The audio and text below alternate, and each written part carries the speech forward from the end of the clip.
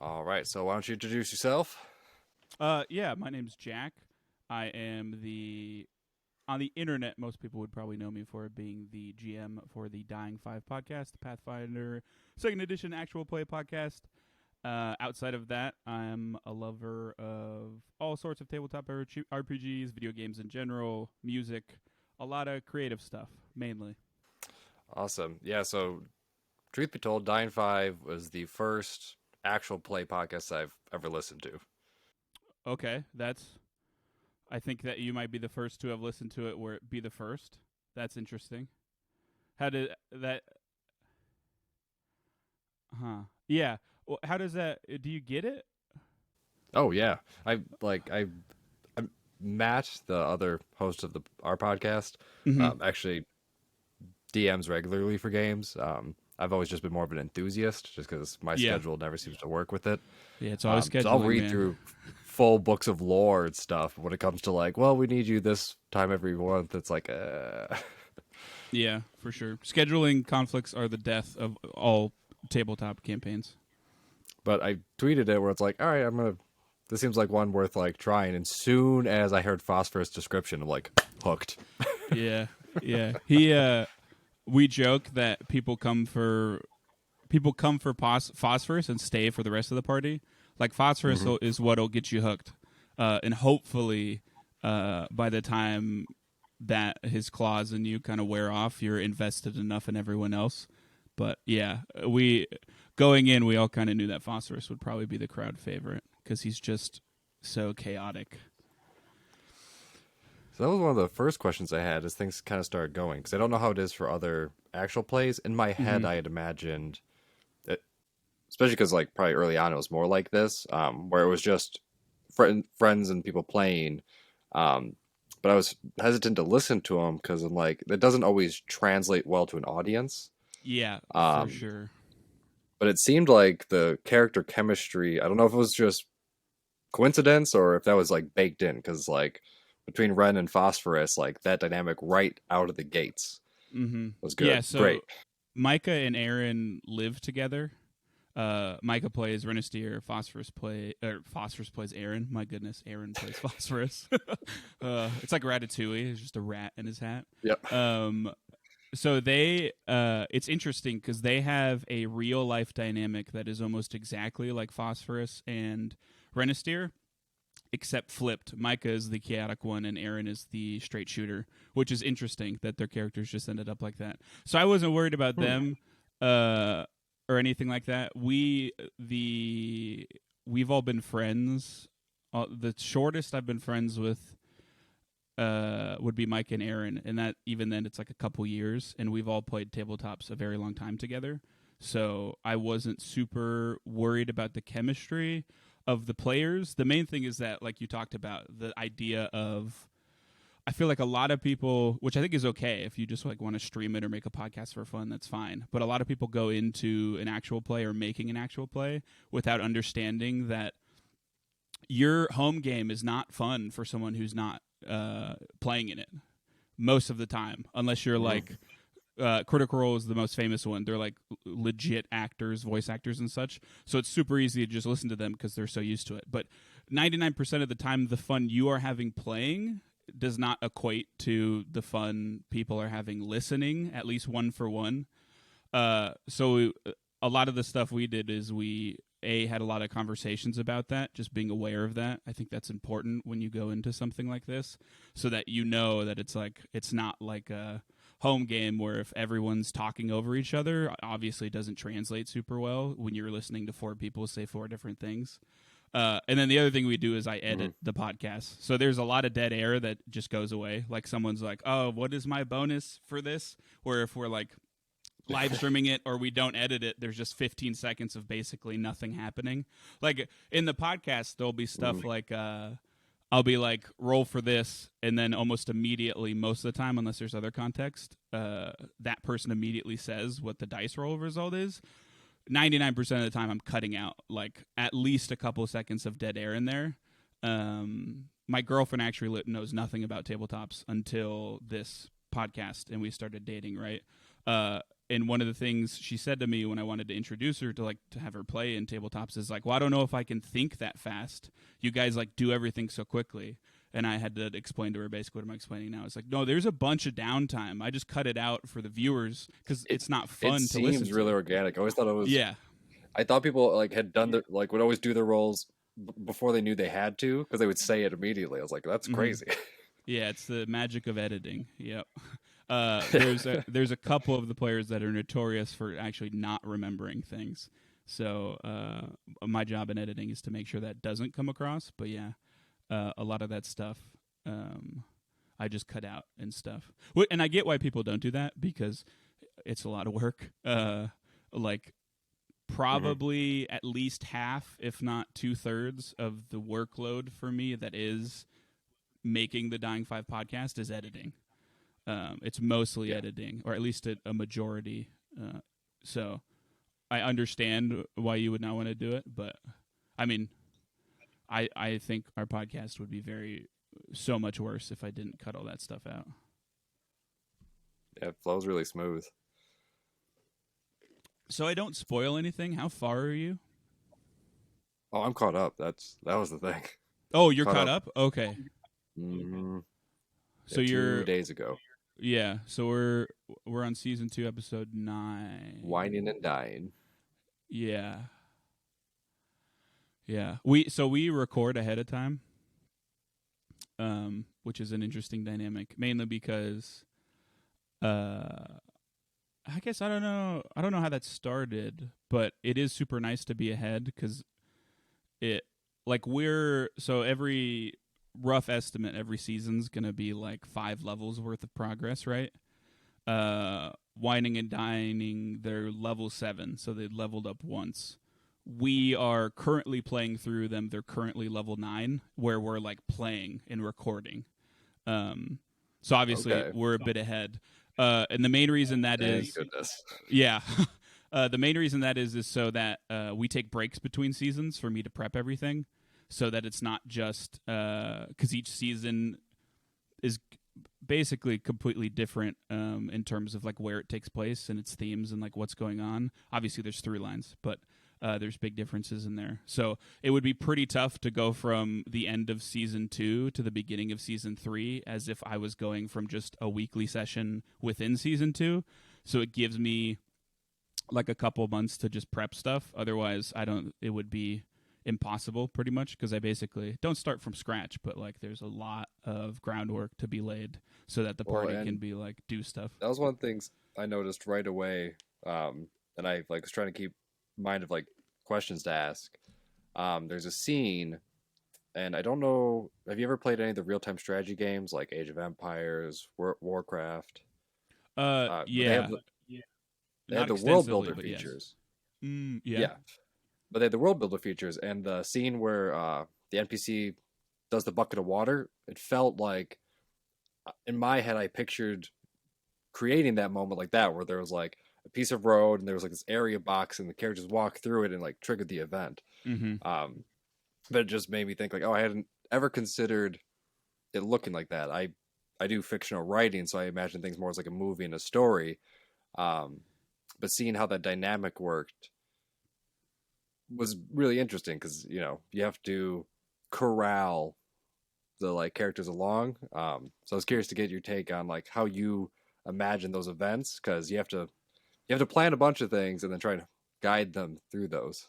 Yeah. So the good part, tabletops are my favorite kind of storytelling because of what you say essentially is that for better or for worse, things cannot go as I plan them. Some people might find that frustrating, but inevitably it leads to the telling of a story that I alone would never be able to tell because I am not either of the 4 guys. I'm not John, I'm not Aaron, I'm not Micah, I'm not Taylor. They all think differently, value different things differently, they're playing their characters differently. So if I were to write the story about these 4 characters, it would end up completely different. Not to mention then the aspect of it's a game and like you can fail or succeed depending on dice rolls and such. So there's a lot of horror stories in the tabletop community of people coming from, like you say, writing backgrounds, and it's called railroading, of being like this is what has to happen. This is what's going to happen. And when you get good at GMing, I'm not saying I'm good at GMing, but I like to think I've learned some things after doing it for so long. You start learning how to railroad your players in ways that aren't actually railroading. By that I mean you know what bait to dangle for them to take it. Like I was never worried in the beginning that they weren't, like, obviously in the first season level 3 all takes place at the Jaedun Elves, right? I was never worried that they like were just going to be like, oh, we don't want to go there, because I knew it was enough of a bait for Aemon to, like, he would take it no matter what. And the players are good enough, and they've played tabletops enough to know that, like, this is what I have prepped. If you don't go, we're just going to have to stop, and I'm going to prep something else, which is okay, but, like, we can't Okay, play but right now. as an audience member, there was something that got left unresolved, which are really hard not to spoil things. There was something that was left unresolved out of the three, and it bothered me so much. Of course, at the end of the season, it gets all brought together, but it was just hanging there, and I was like, "Oh my god, I need to know." Wait, what? Is it, does it have something to do with a So small they child? found the two. They found the two, Yeah, yeah. and they go to the elves without the third being resolved, and it bothered me. And I had that just arc angst, which, yeah. So to plug the podcast, on the last episode of season one, um, when Renister punches the tree, I almost cried. I was working and I felt Mm-hmm. myself like no stuff, water in my eyes. I was like, oh geez, it hit me so hard. Wasn't expecting it. Yeah, So for that's one of those sure. moments you're talking about where it just happened because he was like, okay, and he does this, and I was like, oh geez. Yeah, that it sounds weird because I'm about to be like, I'm happy that you almost cried, which is just like weird out of pocket. But it's good to know that those emotions resonate, because I think it's pretty easy for people to lean into the goofier side of tabletops, the hee hee ha ha funny times. I think it's a lot harder to lean into the serious stuff.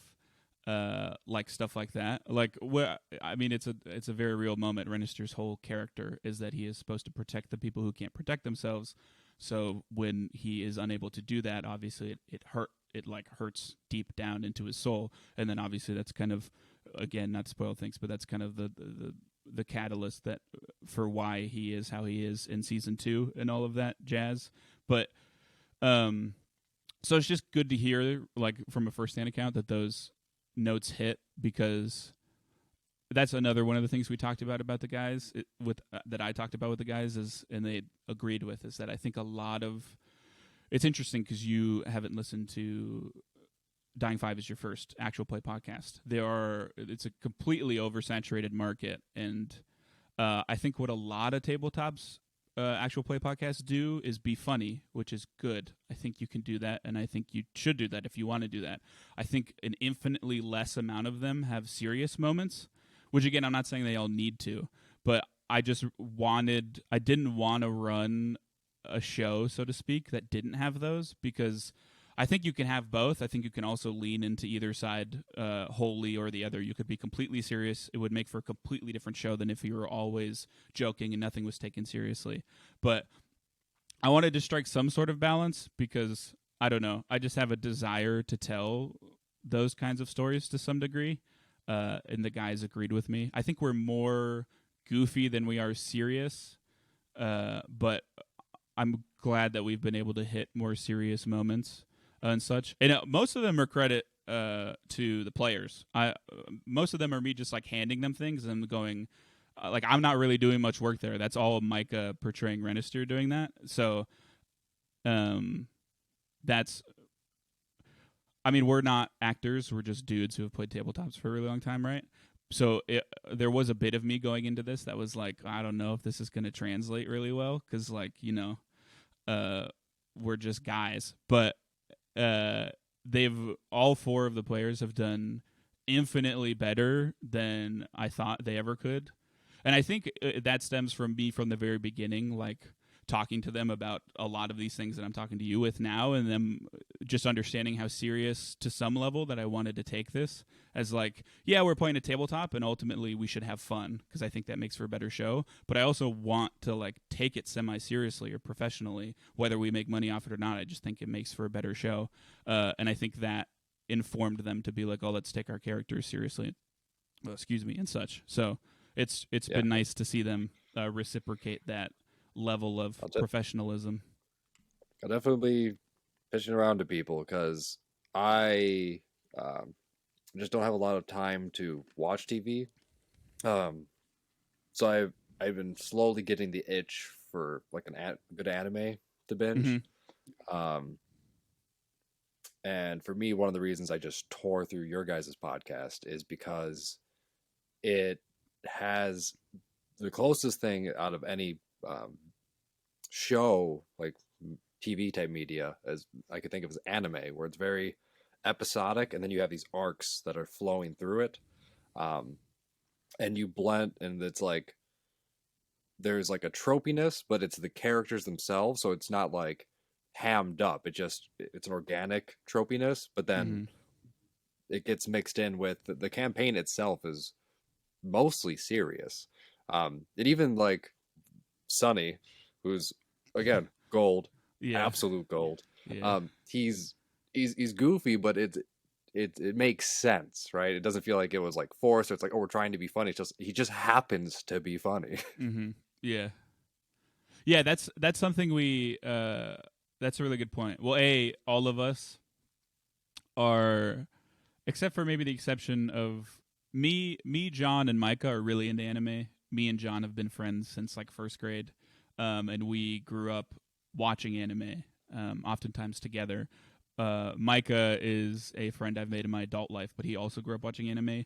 Aaron and Taylor less so, but all of us are aware of anime and are into at least some shows to some degrees. So you are correct. There's a lot of anime influence, especially coming from me and how I view and structure all of the show. Like you say, the arcs and like the story beats are very similar to like a long running show of that degree. I mean, you could probably say shonen because they're battle anime most of the time, and Pathfinder Second Edition is a system that combat is inevitable. So, but yeah, that is something. I completely lost my train of thought. I was gonna go somewhere else with that beyond the anime thing, but yeah, we love anime, or at least I do a lot. Um, So it is somewhat conscious, well, how you play out like the different interval scenes. 'Cause I know you mentioned it in the podcast that you specifically tried to not make it combat heavy. So that means that you're kind of building a lot more conversational and like player choice scenes. yeah, Where so a lot of combat in a lot of tabletop systems has the kind of notorious image or feeling of being like really slow. I think Pathfinder Second Edition also has somewhat of that problem. However, the trade-off is that there's a lot of mechanical depth there. There's a lot of tabletops that have slow combat, but the decisions you make in combat aren't interesting as well, which really makes it grind when you have to wait 30 minutes to take your turn, and what you're doing on your turn is a foregone conclusion, and the only thing that matters is what you roll. One of the things I really like about Pathfinder Second Edition is it's a system where your choices in combat can win and lose you a fight on a minute level. The difference between striding and striking twice and striding 3 times or whatever it may be can be the difference between coming out of a fight one party member down or not. So I think it's a worthy trade-off of having slower combat, where there's some systems where there isn't that, and there's also systems where combat is really quick, and I really like those systems too. How we kind of landed on Pathfinder Second Edition is we had been playing not Pathfinder Fifth Edition, Dungeons and Dragons Fifth Edition, the most popular tabletop RPG of all time, for like 7 years. And I just like had a breaking point as a GM where I was kind of over the system, and I got into Pathfinder Second Edition, and I was like, yeah, we're doing this. Even if it doesn't fit the best, I want to play this game so bad, we're going to play it. but to answer your point and get off that long tangent, yeah, I never wanted. I'm aware that combats can be pretty slow, and if you have a super combat heavy, none of us are the best with rules. None of us are the best with strategy in combat. Everyone's getting better at that and such. So I knew that combat was never going to be a super strong point. So I've tried really hard to make sure every combat has stakes beyond we kill them or they kill us, because or more going on, like things fighting but you can't, like you don't actually want to kill them, or like all of the stuff at the end of season 1 is just like a microcosm of like none of those fights before the big one in that underground area had really any threat of injuring the party in any major way. Like in terms of like numbers wise, they're gonna win no matter what. It's just showing what has been going on there through combat is the interesting part. Instead of me just being like, yeah, this is the room and here's what's going on. It's this is the room, here's what's going on. Now fight the after product of all these horrible things that have been done. That kind of stuff. So I wanted all the combats to be like that, and that inevitably leads to most of the most of the things I set up are, as you say, like our role play or outside stuff like that, like the lady with the bucket, Tajima, and all of that stuff, where it's like just interactions in character stuff outside of we're fighting. Yeah, yeah. However you have it built, like I said, it has that organicness where the fights make sense. It doesn't seem like they run into anything just for a fight. Mm-hmm. Um, and there's a enough of a balance where when they're traveling, as an audience member, and I'm sure it does happen with the play. Well, I know what happens with the players because they kind of talk about it. Mm-hmm. Um, or it's like, okay, who's watching when? Because this could be important. Something could happen. Maybe nothing will happen. Like it gives you that little bit of like, is this going to be okay or maybe not? It doesn't happen often enough, or not enough, where it's like, okay, it's just going to be a story, or it's like, oh, it's going to be constant combat. It gives you that um, bit of mystery where it's like, maybe not. Yeah, it happens just enough to make sure you know it's a threat. I didn't plan to do it, but there's a nighttime ambush in the very first level of season 1. Of them being level 1, I mean, it makes it sound like it's a video game of the first level. But like in the first couple episodes, I ambushed them in the middle of the night, and I didn't realize it at the time. But I realize now that if I hadn't done that, they probably would have been less paranoid on stuff. Aaron, especially, and in turn Phosphorus, has a tendency to if something happens, he will never let it happen again. So if they get ambushed in the night and they're not prepared, they will never get ambushed in the night again unprepared. Or I don't know. There's other examples, but stuff like that. So And without spoiling anything, that ends up playing a key part. That paranoia plays a key part in another moment where it kind of gets flipped on itself.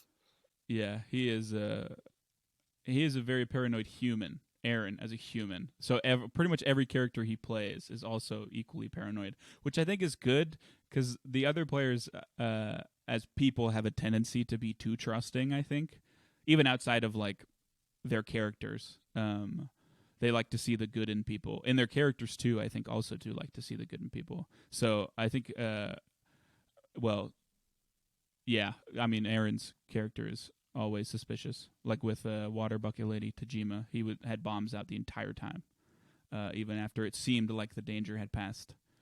Uh, so yeah, it is. It's just interesting to look at it in retrospect, of like unintentional things and intentional things that have worked out and stuff that hasn't. Um, yeah. I was gonna ask like, what's your favorite unintentional thing that happened, but I don't want to spoil anything, so I guess I'll leave it up to you how you want to maybe answer that question. Unintentional thing that happened. I'm pretty sure I can guess your least favorite, which is in the frog thing with the book. Oh yeah, there's two moments in that. I forgot that they're supposed to have tags on their head, which is I felt really bad because I always try really hard to not forget things that can inform the combat. But then, yeah, that creature that I really wanted to play, and they bodied it. And honestly, it didn't bother me Right. that much until they just wouldn't shut up about it, which is fair, I guess, you know. But uh, I just had to open my mouth and be like, darn, I was really looking forward to playing it, or using its mechanics, because it does have cool mechanics, blah, blah, blah. Um, So that's least favorite, but what's most favorite? Like on the thing that you weren't expecting. I mean, I have a whole favorite moment of the show so far, but it's a huge spoiler, and I knew it was coming. That's the first thing that comes to mind. I think it has a fond place in my heart. If I thought through everything from start to finish, I could probably pick something out more. But in the very first episode, I mean, technically this is a spoiler, but it's like literally the first episode out of like almost 40 now, so I don't whatever. Mm-hmm. When Phosphorus blows up the monkey, he feeds a monkey a bomb, essentially. Oh yeah. Uh, it's just such a moment of emergent storytelling from just like gameplay and stuff like that. Those monkeys have an ability where they roll and steal something from someone, and it just so happened to be Phosphorus, and the thing it took just so happened to be a bomb, and Phosphorus just so happened to convince it to eat it, which it did, and then it blew up. Like, that goes completely differently. If it takes something from Renisteer, he probably like tries to get it back and then eventually gives up. If it takes something from Eamon probably doesn't even try to get it back. He's like, oh well, whatever, I don't need that Mm-hmm. glass or whatever. So it's such a moment of like, it's just supposed to be a monkey interaction. It's not supposed to be anything else, and then it turns into this big thing that I think immediately, and for like that whole microcosm of an interaction immediately informs you so much about the characters. The way Phosphorus is like, look, if it's dumb enough to do that, that's not my fault. It immediately paints him as like, you know, survival of the Mm-hmm. fittest. If the monkey's dumb enough to bite a bomb, and then everyone, Renistier's like, it's a fucking monkey, my guy. What Yeah. do you mean? You can't hold it to the same standards as people. And then Eamon, you know, is one of my favorite things that Eamon does is he's always trying to get Phosphorus in trouble. And it starts right there. He's like, he's harming the innocent. Get him, Yeah. get him. Let him know. So that's always interesting. Another thing that's fun about the podcast is, more so than anyone, the other three guys, John, Aaron, and Micah, joke to Taylor and Eamon more than anyone that he's the main character, even though he's not. It's a party game, but That's not they how it comes even, across at all. yeah, for sure. I agree. But they make him the they tell him all the time that he's the anime protagonist. Yep. He is Yeah, spot for on sure. for it. The chosen one archetype. Um, The reluctant chosen one. yep, yeah, yeah. Which I think is really cool, because there's a tendency in tabletops to not do that, to like really lean into the power fantasy like Phosphorus does. You know, he's an alchemist. He's quite capable, and he's gonna let you know he's super capable. I think that's a super common thing to do with all the Okay. kinds of tabletops. Do you guys have merch? No, we do not. Please, please, like I'm just that good with a firebomb, like something. Yeah, right, yeah. The another He has so many quotes. There's also the +1 bonus to saves against diseases and poisons. Yep. How many Renisteers? There's a ton. That's it's Yeah, for people who haven't watched it and are watching this. It is legitimately, again, anime level. Against my first, I'm biased, but I'm personally really picky about media because I don't have a lot of time. yeah, I'm the same Um, way. and yeah, just that was what I was so curious about, is like listening to it. My hesitancy about other ones, and I realized this with I've started listening to a couple other ones just to like tread the waters. Um, some people don't do voices, so I'm already spoiled with you guys all kind of playing into like character voices, especially with the NPCs, so you can like keep track of who's who. Mm-hmm. Um, but also, I feel like most of them, it's just a band of people that like each pick their individual character and then get thrown in together. And I'm sure there's interesting things that happen with that. Um, but I definitely got the sense that like I would have thought that Eamon was written that way, like to be the main character. So that's something that was more emergent. But it definitely feels more the character group was built to carry a story. It Yeah. wasn't that they were just reacting to a story as it's happening. And there's part of the homebrew mix because I read a little bit on the Pathfinder stuff with the classes, um, and how Eamon's class and kind of the homebrew thing takes on a really unique flavor that the players definitely weren't aware of because it was like, oh, just pick that. But then how Hmm. that ends up playing into like the world story was awesome. Yeah. So I think at a certain point we should put up a spoiler warning. If you haven't listened to the show, go listen to the show because there's a lot of things that I think would be very interesting to discuss with you that obviously are spoilers. So Okay, totally yeah, we're at blow the her. 30-minute mark, so this has Yeah. just been a 30-minute advertisement. At this Yeah. point, Yeah. if you're listening this long, just stop this episode, Yeah. go You can listen always to it, come back to it. yeah, That's and the come back beauty and of geek out about it. that's the beauty of internet media is you can pause it and it will be there until you come back. Yeah, So if you've been spoiler at, warning. yeah, if you've been on this long, you've either already seen it or you're into it. So go just check it out. All right, so now So on to like talking about the story. yeah. So Taylor made a character. His initial pitch for me is that he wanted to be not special in any way. And then he picked to be a half elf drow, which was just an interesting decision for him. Like he just liked the concept of that. And then he picked the class of Oracle, which in normal Pathfinder is just a class like any other class. There's nothing special about it other than you're like also kind of cursed, but it's not as special as it is. He knew nothing about the world until he made those decisions, and I was like, okay, cool. So elves in Aelios are super rare and seclusive. So half elves in general are almost always like an oddity, let alone drow, who are naturally quite bad people or beings or humanoids or whatever. So it's especially unlikely for drow to have a half elf or have a child with someone who is not elven. So that alone makes him incredibly rare. Then he picked the class that I decided to be that there was one of each kind of that class at any time.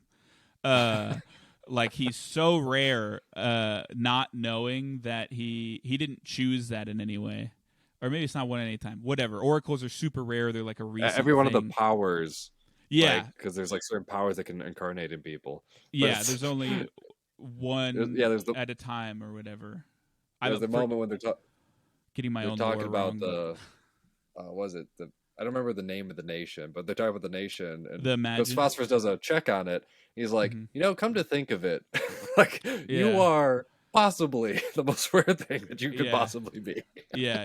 You're quite literally a golden goose, which is it's interesting because it plays perfectly into his character of like the reluctant hero or chosen one because Taylor was quite literally unbeknownst to himself choosing that for himself when he made the character stuff. And obviously after that I told him and he was like, that's fine. I wasn't like, now you have to play this character that's super important Mhm. and you didn't know. He was like, oh, that's actually kind of cool. I think we can lean into that.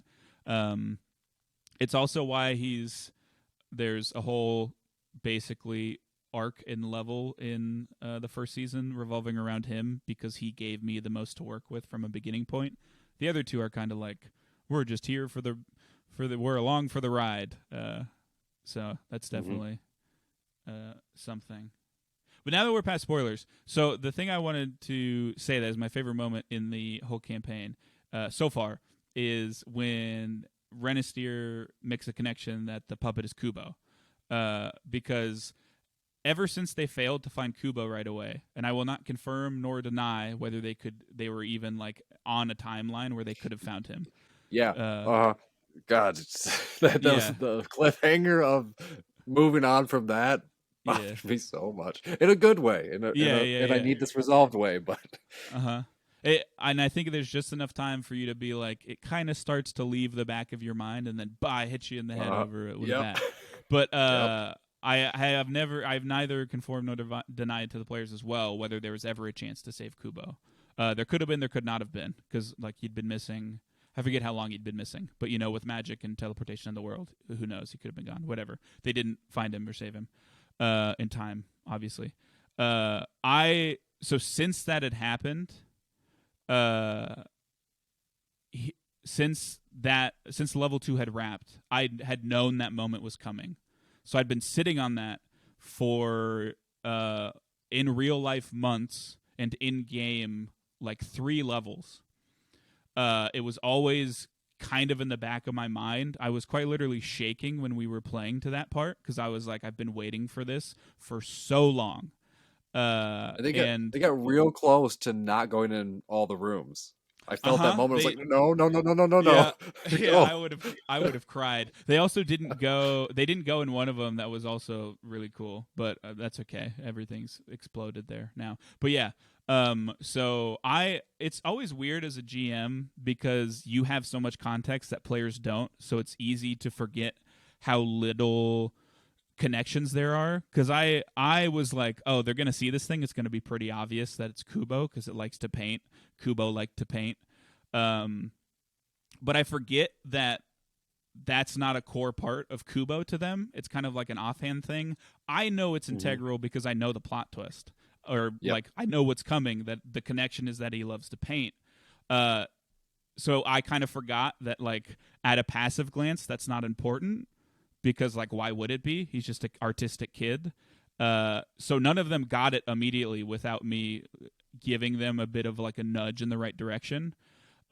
And I gave that to Renisteer, and I remember Micah sits somewhat across from me. I remember seeing the look on his face, and I was like, "Oh yeah, I just broke your fucking heart, dude. Welcome Which to the is one of the freaking ways show." that they use the like the way you guys play with the Pathfinder mechanic is they do a lot of opening it up for you to help build the story because there's a ton of checks of like, what do I know? What can I learn?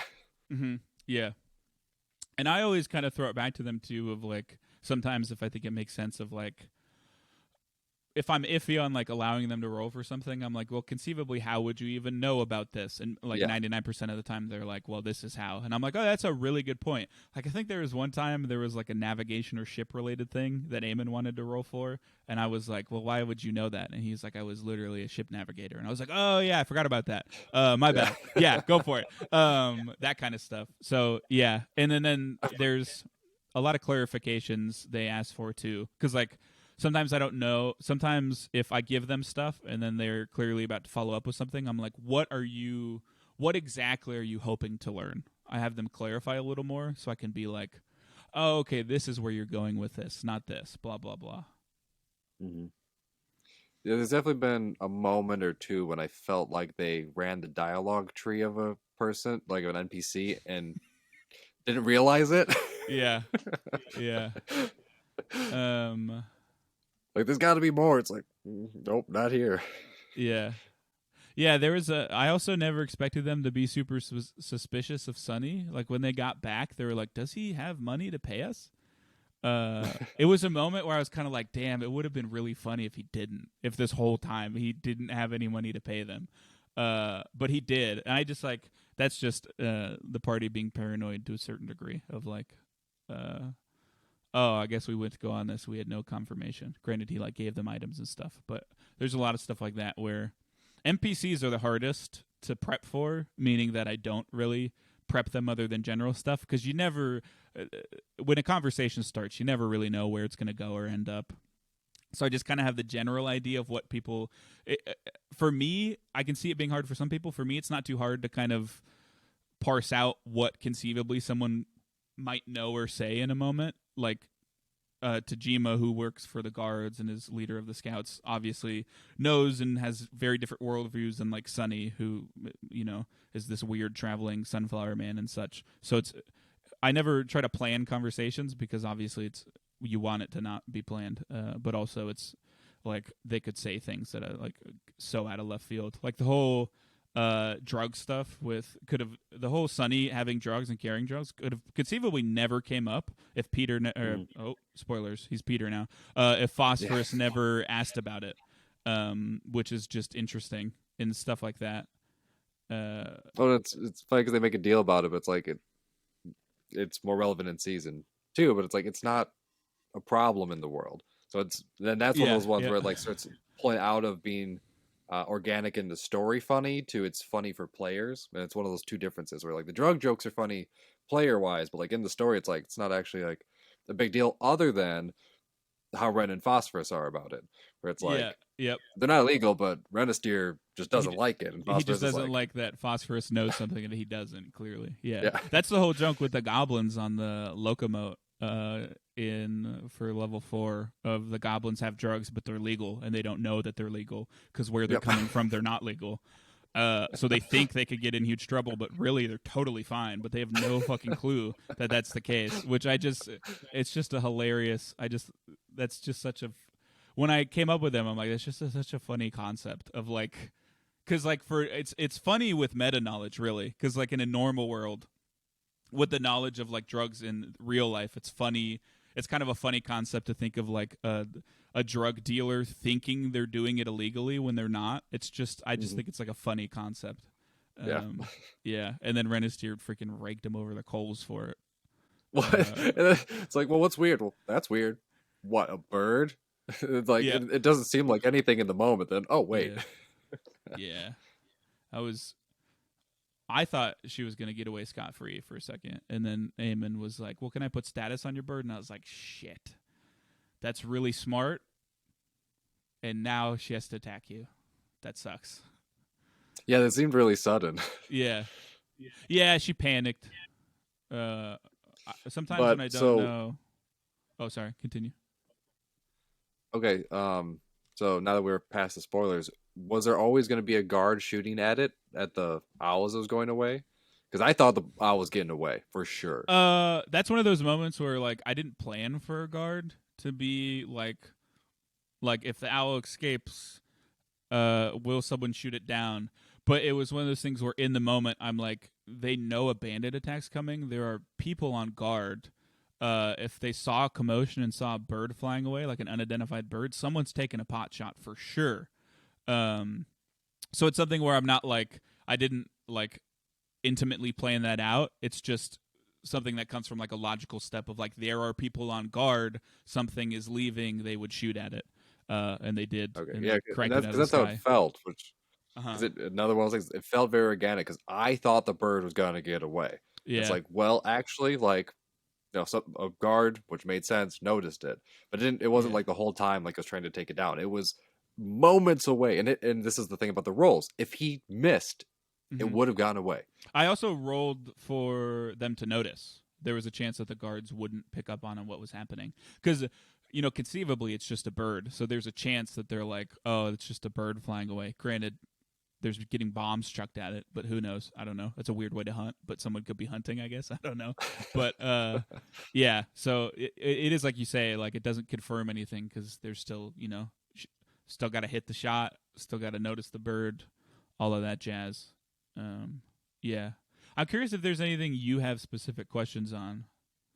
Uh, Like I said, the a lot of it has just been how you as a GM, specifically with how you guys have done the podcast, um, because it feels like you're going at it with a story. And another example is like you do the NPC like short clips at the start of them. oh yeah, Was that something that you really wanted to do to begin with? that Because like that that is you that's the best idea I've ever taken from someone in my life. So that is not my original idea. I say take it like it's like, haha, it's mine now. yeah.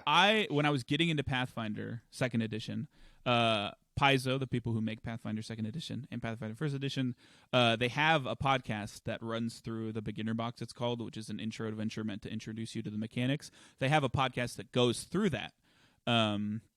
As like an introductory podcast to the system, that I was listening to like get acclimated with the system as the podcast is intended to do, this Paizo podcast. So in the second episode of that, the GM of that, this is like one of the most mind-blowing creative moments of my life because it's just like one of those things where I've never thought about as a GM. He does an intro kind of similar to how we do it, of like he gives the perspective of a character, basically the person who sent them on the job they're on, which is something that I had never thought about, because like the characters don't see that. So I'm always worried about like, what are the characters doing? What are they interacting with? And I saw that, and it was right at a time where I'd begun to put together the first episodes and such, and I didn't know what I wanted to do for a beginning. The original idea was like an anime style like recap, like this time on Dragon Ball Z, but it would be Dying 5, blah blah blah. And then the endings would be like next time on Dying 5, blah blah blah. Granted, they are kind of like that still. So I was like, that's incredible. Not only from like a mind blowing moment of like, well, that's so cool, because I loved it. I was like, oh, I'm so invested in this now. I'm so invested now that this random lady is like, these people, I'm worried about them because I hired them to find out what's taking my fish and they're not back yet. I'm like, that's so cool to just like peel back the curtain like that. So I was like, I'll just do that for the podcast. And it has been, I think, my greatest tool in fleshing out characters that or things or stuff that I think it's a big reason of why you say like it feels like such a cohesive and like fluid story, is because there's a lot of things that I don't have to slow us actually playing time down to like get into, so that I can just give more context in the back end. Like Toby is a perfect example for me, the older kid they saved, of like I can give a lot more context about him and how he's recovering and what's going on with him without having to like force the party to interact with him, because like realistically they saved him, now leave it to the people that know him and care about him, and like the doctors that are in Koi to take care of him. It doesn't really make sense for the party to constantly like be checking up on and whatever. Granted, they could if they wanted to, but like I get why they wouldn't.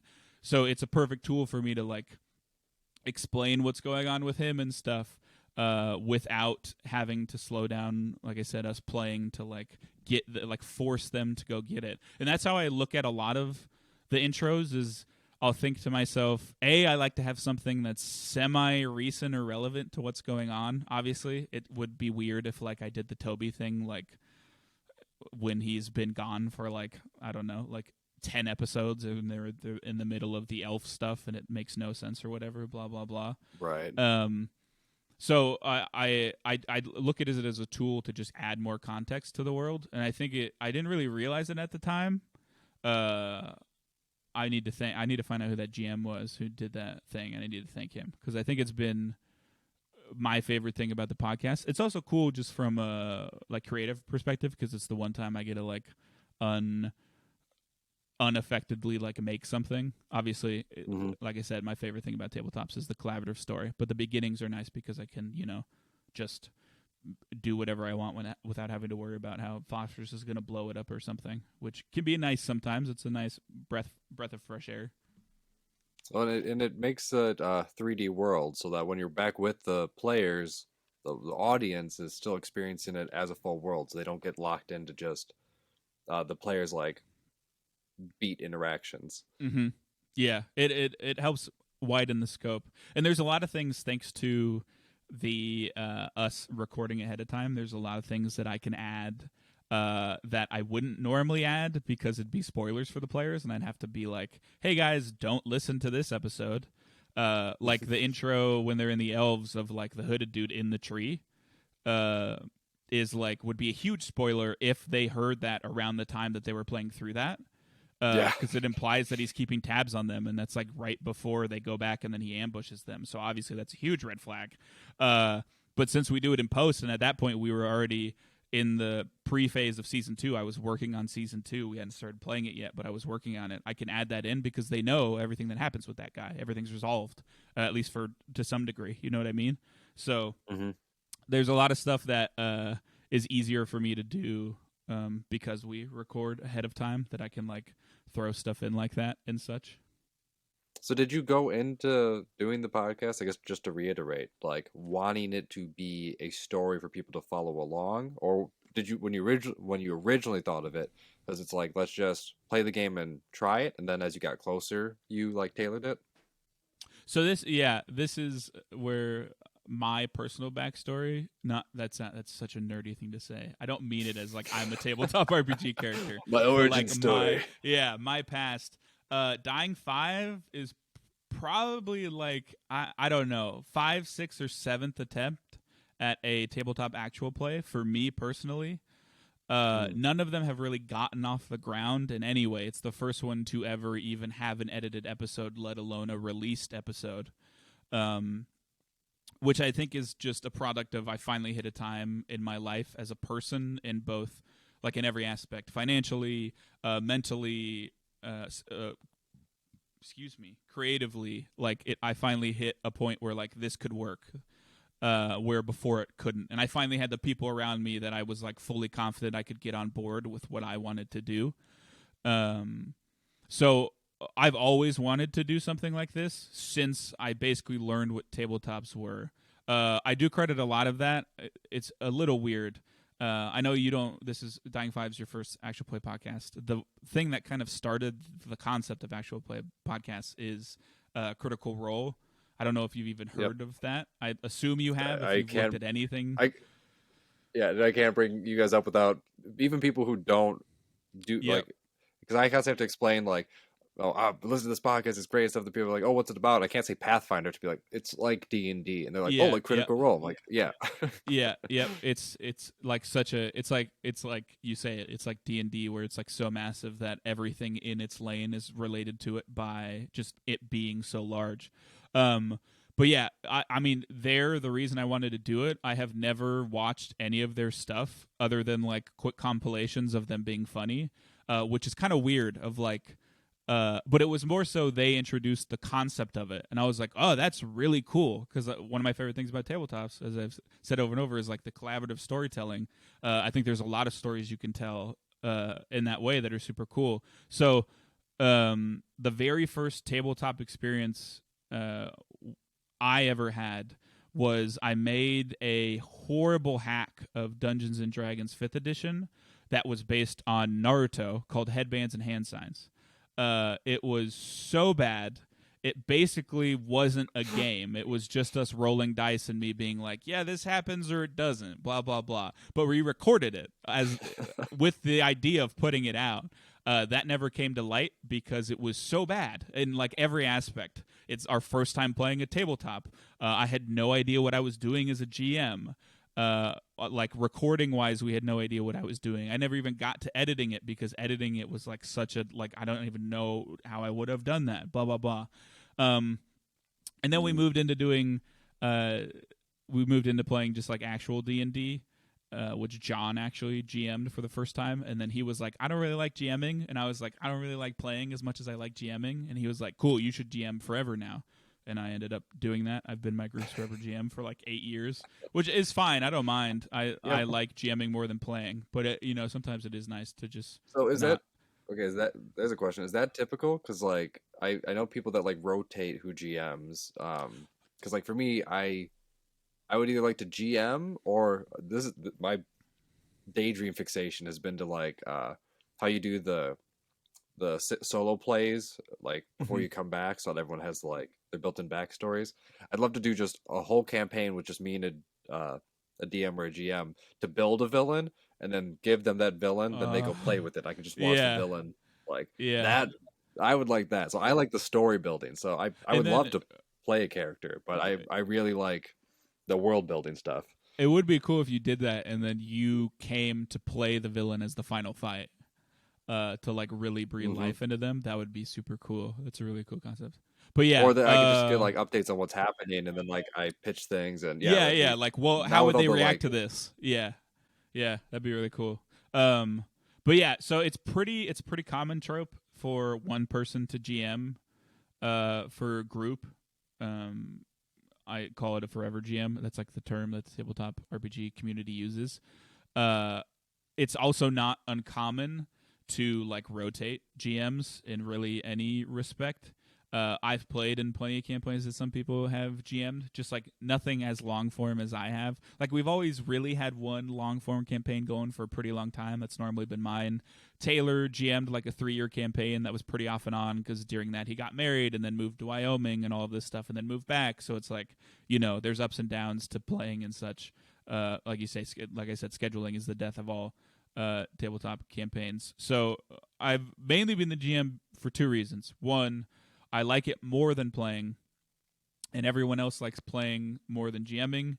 And two, I'm the person most willing to put in the work that it takes to GM because it's unequivocally more work to do than being a player. And Yeah. that's not me like digging at them like, oh, they're making me do more work. It's just more so that I enjoy it enough that I'm not like, yeah, I'll spend my Saturdays prepping for our Sunday campaign or whatever. It seems Uh, like that sounds like fun to me. So that's why yeah, I was like, exactly. I would think everyone would want to turn GMing, but I guess if you're not into pages and pages of notes and like drawing your own little board of strings and events. Yeah, there's a really interesting. John is a really interesting player because he is. I think he is a better GM than me. He is my favorite GM I've ever played for. Though he does not like GMing. He, as a person, he really likes getting in the headspace of one character, like really diving into that as far as he can. Where obviously in GMing you are quite literally everyone that isn't the party, right? So it like completely Yeah. is the antithesis to what he wants to do. So it's just interesting because he's clearly capable and good at it. He just doesn't like the idea of having to be all of these people as much as he loves the idea of really fleshing out and making one character in this Mm. fantasy world, which I respect. It's like, yeah, that's cool. I get that. I'm the complete opposite.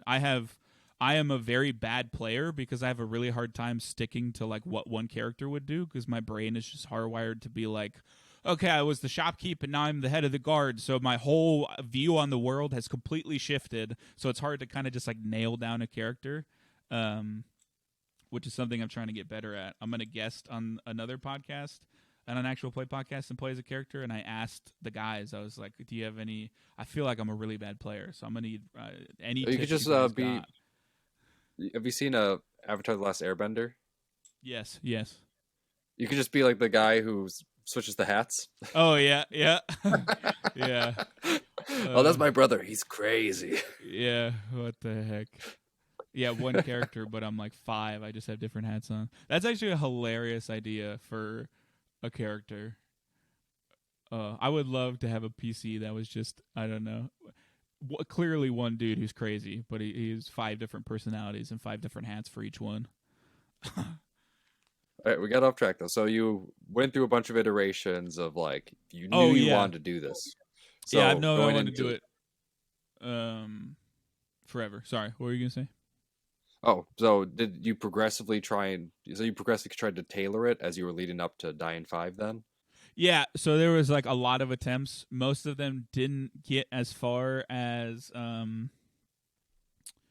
headbands and hand signs, that like first attempt, just in terms of like how far we got, because we were so fresh. I didn't in the moment we didn't realize how bad it was. There's a lot of tries, mainly just like raw recordings that never turned into anything.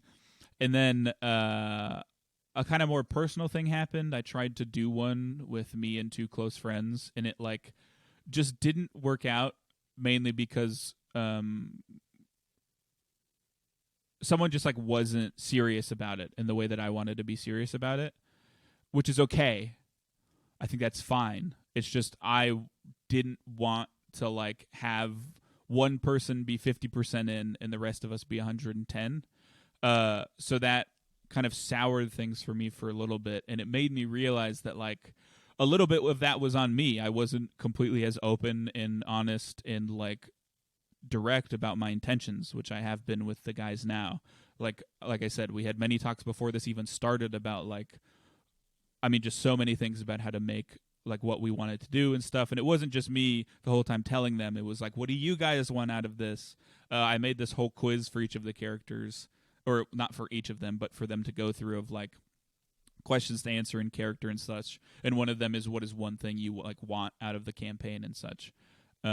So that was what really led to this working. And not that it sounds like I'm like drafting players, but there's a reason the four guys that are in the podcast are the four guys that are in the podcast, because they're the four people who play tabletops in my life that I talked to and knew would like reciprocate and understand like what we Well, and it were going for. makes a huge difference. Yeah, yeah. I'll get back to you personally as I listen to more to like reiterate how much of a difference it makes. But I would like having I had my idea of what that kind of stuff was like, and I'm pretty sure I was right. But like years ago when they first started popping up before Critical Role got as big, and people were like, oh, Mm-hmm. like you can up the production value. Mm-hmm. Um, but yeah, it was just a lot of like it was something to listen to if you're already into it, but you had to kind of be like in it, right? So because I don't play, but I love all the stuff. I love the storytelling. I love the characters. I love the world building. But it was all just very technical. So you had to like the technical parts of it to enjoy Mm-hmm. it. Where what you guys have done is very very story heavy, and that comes across in all of it. There's times when the players get a little rowdy. Just you guys are having fun, and Uh-huh. as an audience member, like I can feel myself like okay, like but now I'm getting like lost in the fuzziness of it. Some of Yeah. it works out great because like the how many Renisters bit it Yeah. it was one of those things where it's got the like double curve where it's like a little funny, super funny, not so funny, funny again. Yeah, yeah, it comes back around for sure. Uh yeah. Yeah. And I mean that's just one of the things that we're still not perfect. We're still working on it of like when things something we've really tried which we haven't nailed, and sometimes some recording sessions are better than others, but I think overall the curve of us is us just steadily getting better at it. Is I find the best jokes and the jokes that like really add to the show more than anything else, than like as you say you kind of get lost in the fuzziness of like or taken out of things a little bit, is the jokes that are like pretty much only reliant on stuff that's happening in the game. Mhm. Like it's one thing to make a joke that's like, oh, Sonny's kind of like this druggie I know at home, and then we all laugh about it. I don't know, it's like, well, that's not relevant in any way to like the world. But you know what's super funny is Sonny and Phosphorus in world like trying to talk about drugs without Renister knowing that they're talking about drugs. You don't have to have any further context for that to be funny, because you just like if you're listening it's Or just like I them can't doing remember it. what the moment is. Something happens and he's like, "That's fucked up." Yeah. And I was at work. It's just me and headphones, just like Yeah. out loud. Yeah.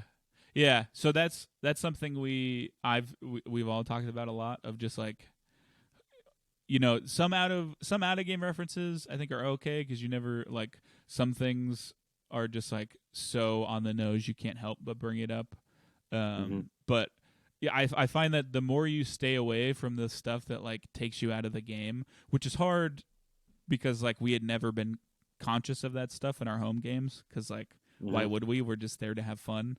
But now we're here to have fun and make a good show, which they can both happen, and I think they've both been happening. But it's very, you need to go about it very differently. So there's a lot of stuff where it's like, and we had a lot of trouble early on getting over the idea of, a lot of us were used to making jokes that like break, I call them breaking canon, where you character and me as an NPC or Eamon or any of them will say something that is like a joke, but it's an in character joke that we then have to backtrack.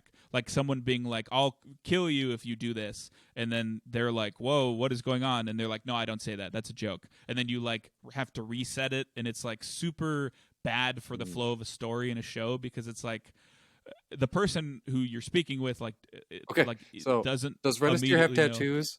And Yeah, that no, or that's does Ren- real. Yeah, Okay. that's real. Yeah, yeah, yeah. I never really knew if that was real until it like came up a couple more times, but like yeah, I'm pretty sure that's spot on. It There's ironically became relevant to the actual canon story as it moved along because yeah, that's one of those things not where it's not e- like what the fuck? yeah. How is that relevant? But it's actually like super relevant when his like android version of himself.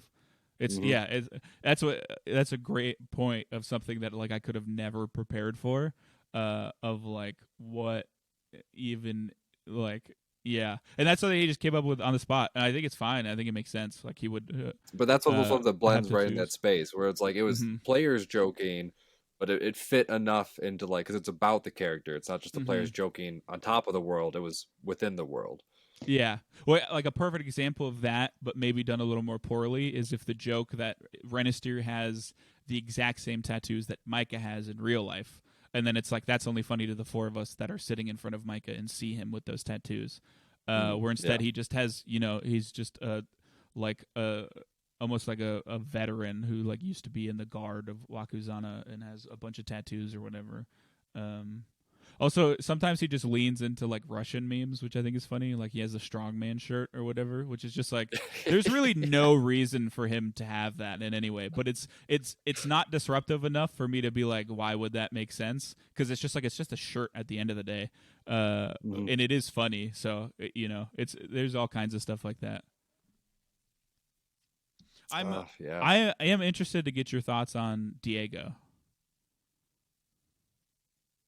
I know It's he's only been around for 2 episodes, yeah. I think. Um, so personally, just from that, I feel like he's gonna be better for banter. Uh, Raiji was really, really tropey, but again, I don't know if you talked about the dynamics before he got introduced. Um, because like right at the start of the season, like the Peter bit, like it was so much funnier with Raiji. Yeah, like, yeah, because so he he's super simple character, super tropey, but brilliant. The only trouble I had with Raiji is his type of humor led the group to break the wall a little bit and hop out of game character just because of how Raiji's mind works. mhm. Raiji's mind would then spiral out into the players. So that happened more often. But as a character, even as tropey as he was, how many red steers and the Peter bits, both hilarious. Yeah. Um, but I feel It's like yeah, it's the it, well, summed up in the moment when because like Phosphorus and Diego like immediately like nope, nope, nope, and then there's just the moment where it's like no, we're cool, yeah, yep, yeah. Um and it comes about organically, and it's a beautiful little funny moment. yeah. The it's good to hear that because just like going through it was really like doing that is definitely the biggest risk we've done for the show. I knew we had to do it because I mean to shed some light from behind the scenes stuff. Uh, Towards the end of level 6 in season 2, uh, me and John, like I could tell there was moments where John didn't do or say anything for like 2 hours. We normally record for like 4 hours. He just like wasn't involved, and you reach a point where it's either okay, Raiji needs to evolve past this one note trope, which we both talked about and really didn't think made sense to like, because Raiji works because he is unequivocally the commitment to that bit. It's like, oh, it's the trope, but it's like it's not. He's actually like that as well, which is what makes it work. Is that like there's never a moment where he's like hee hee ha, I'm acting to be dumb. He's Yeah. actually that freaking stupid, which Mm-hmm. leads to a lot of moments just that are good, bad, whatever. Um, so he didn't want to do that. He didn't want to like make Raiji more than he was. And Raiji was a character more than anything that came about of him joining partway through uh, season 1. Because he just kind of made a character that like Raiji would kind of fit in with any party because he's just there to be Raiji. He's not there for anything else. Which was, Yeah. like I said, mainly a product. When he joined, no episodes had been released. I don't even think I'd finished editing an episode yet. So John had no context of the show really. So he just kind of jumped in the deep end, which is why I think Raiji kind of ended up the way he was. So he just hit a point where he's like, I don't think I am having fun, and also Raiji doesn't care about any of this. He just is bored in the city now. He's literally reached the peak of what the city can offer. He beat the underground fighting rings best, and he also is a platinum fighter in the Coliseum. There's like quite literally nothing else for him of the things that he likes here. So we Yeah. made a decision to make a new character and just introduce him after the first level. Um, and he did kind of make a character to, well, two things. He wanted obviously a character that would be more involved. I know you don't, in the audience, doesn't know a lot about Diego yet. But like obviously there's some sort of reason why he's looking into the androids as well, which is something that was important because Raiji didn't care about any of that, and he wanted to make a Yeah. character that was like, I have a reason to be here. He also obviously wanted to make a character that like could think things through and like give ideas to the party about stuff and all of that jazz. He also wanted to make a character that would annoy Aaron a little bit. Which I actually respect because I think Aaron and in turn Phosphorus/Peter goes a little unchecked in the current party because Renisteer is off kind of doing his own thing and Eamon's a little too meek to call him out on anything. So I think it's nice to have someone around that'll kind of call in a more direct way Phosphorus/Peter out on his bullshit, so to speak. But Yeah, that's kind of why John just like out of nowhere had a new character is because we both kind of Well, it realized. made sense story wise. Like when it's like, oh, Yeah. Reggie was born, it's like makes sense. Yeah, and it helps itself that the commitment to the bit was so high because it's like I don't think it's a stretch for Raiju to be like I'm bored, I'm just gonna leave, Yeah. and like not even really say anything to anyone as well. He just left everything to Kite and then left. Well, and Uh, I don't imagine when they're like, well, yeah, no, we like haven't told anybody about androids, and everyone's like, Reggie, yeah, like we were like right, that, Raiji, that we did haven't told anybody. that did seem planned, and then to your like how you like piece in the story bits, you put in that like the pre part for the next episode, and it went from organic to canon perfectly. Yeah, that was John's idea actually, because when we first made Diego, and we're talking about him both, like we made his character mechanically, and then obviously we were like, how's it going to work into the story? His first idea was I just talked about Raiji being loose lipped. What if Diego just like heard him in a bar? And I'm like, that's genius for sure. So that's what we ran with. And then we had the idea that when that episode came around, that Diego was introduced. That's what we do for the intro. Is that it would be a little different, but we would literally have him do the conversation that was overheard in the bar. So yeah, that's one of those things where it's like we're retroactively making it fit, but it fits so nice that like you wouldn't know that. And like Hmm. I said, that's credit to John. That was originally his idea. Yeah. Yeah, I'm excited to see how the dynamic plays out. So I was definitely skeptical at first because from Yeah, an he's a bit audience of a member prick, standpoint, man. He's such an asshole.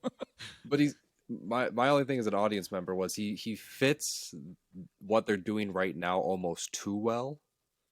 But then as Oh he yeah, started yeah. talking about like his actual stuff, it's like, oh, well, but he brings this whole new world of it that like opened it out. So it wasn't just helping; it's actually making it more full and complex at the same time. Yeah. It's also nice. Well, I guess it's weird because Ren is technically from Wakuzana, but like he died and like isn't known as the same person, so like he can't really be like, oh, old Dave on the corner, because it's like, who's Yeah, this different lizard? Because he looks different enough that almost no one would recognize him. Also, he, uh, has a completely different name. I'd, Uh, I'd make a comment about his combat style, but you guys are already way into it, so it wouldn't even matter. yeah, yeah, yeah.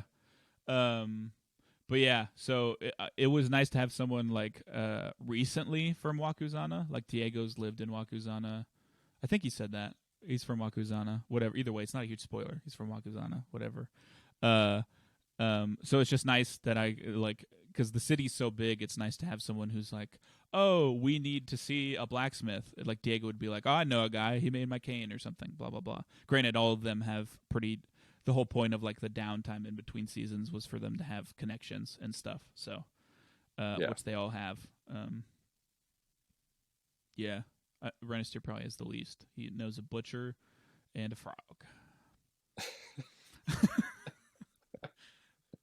yeah. So how do you come up with NPCs? Because like most of them are pretty standalone.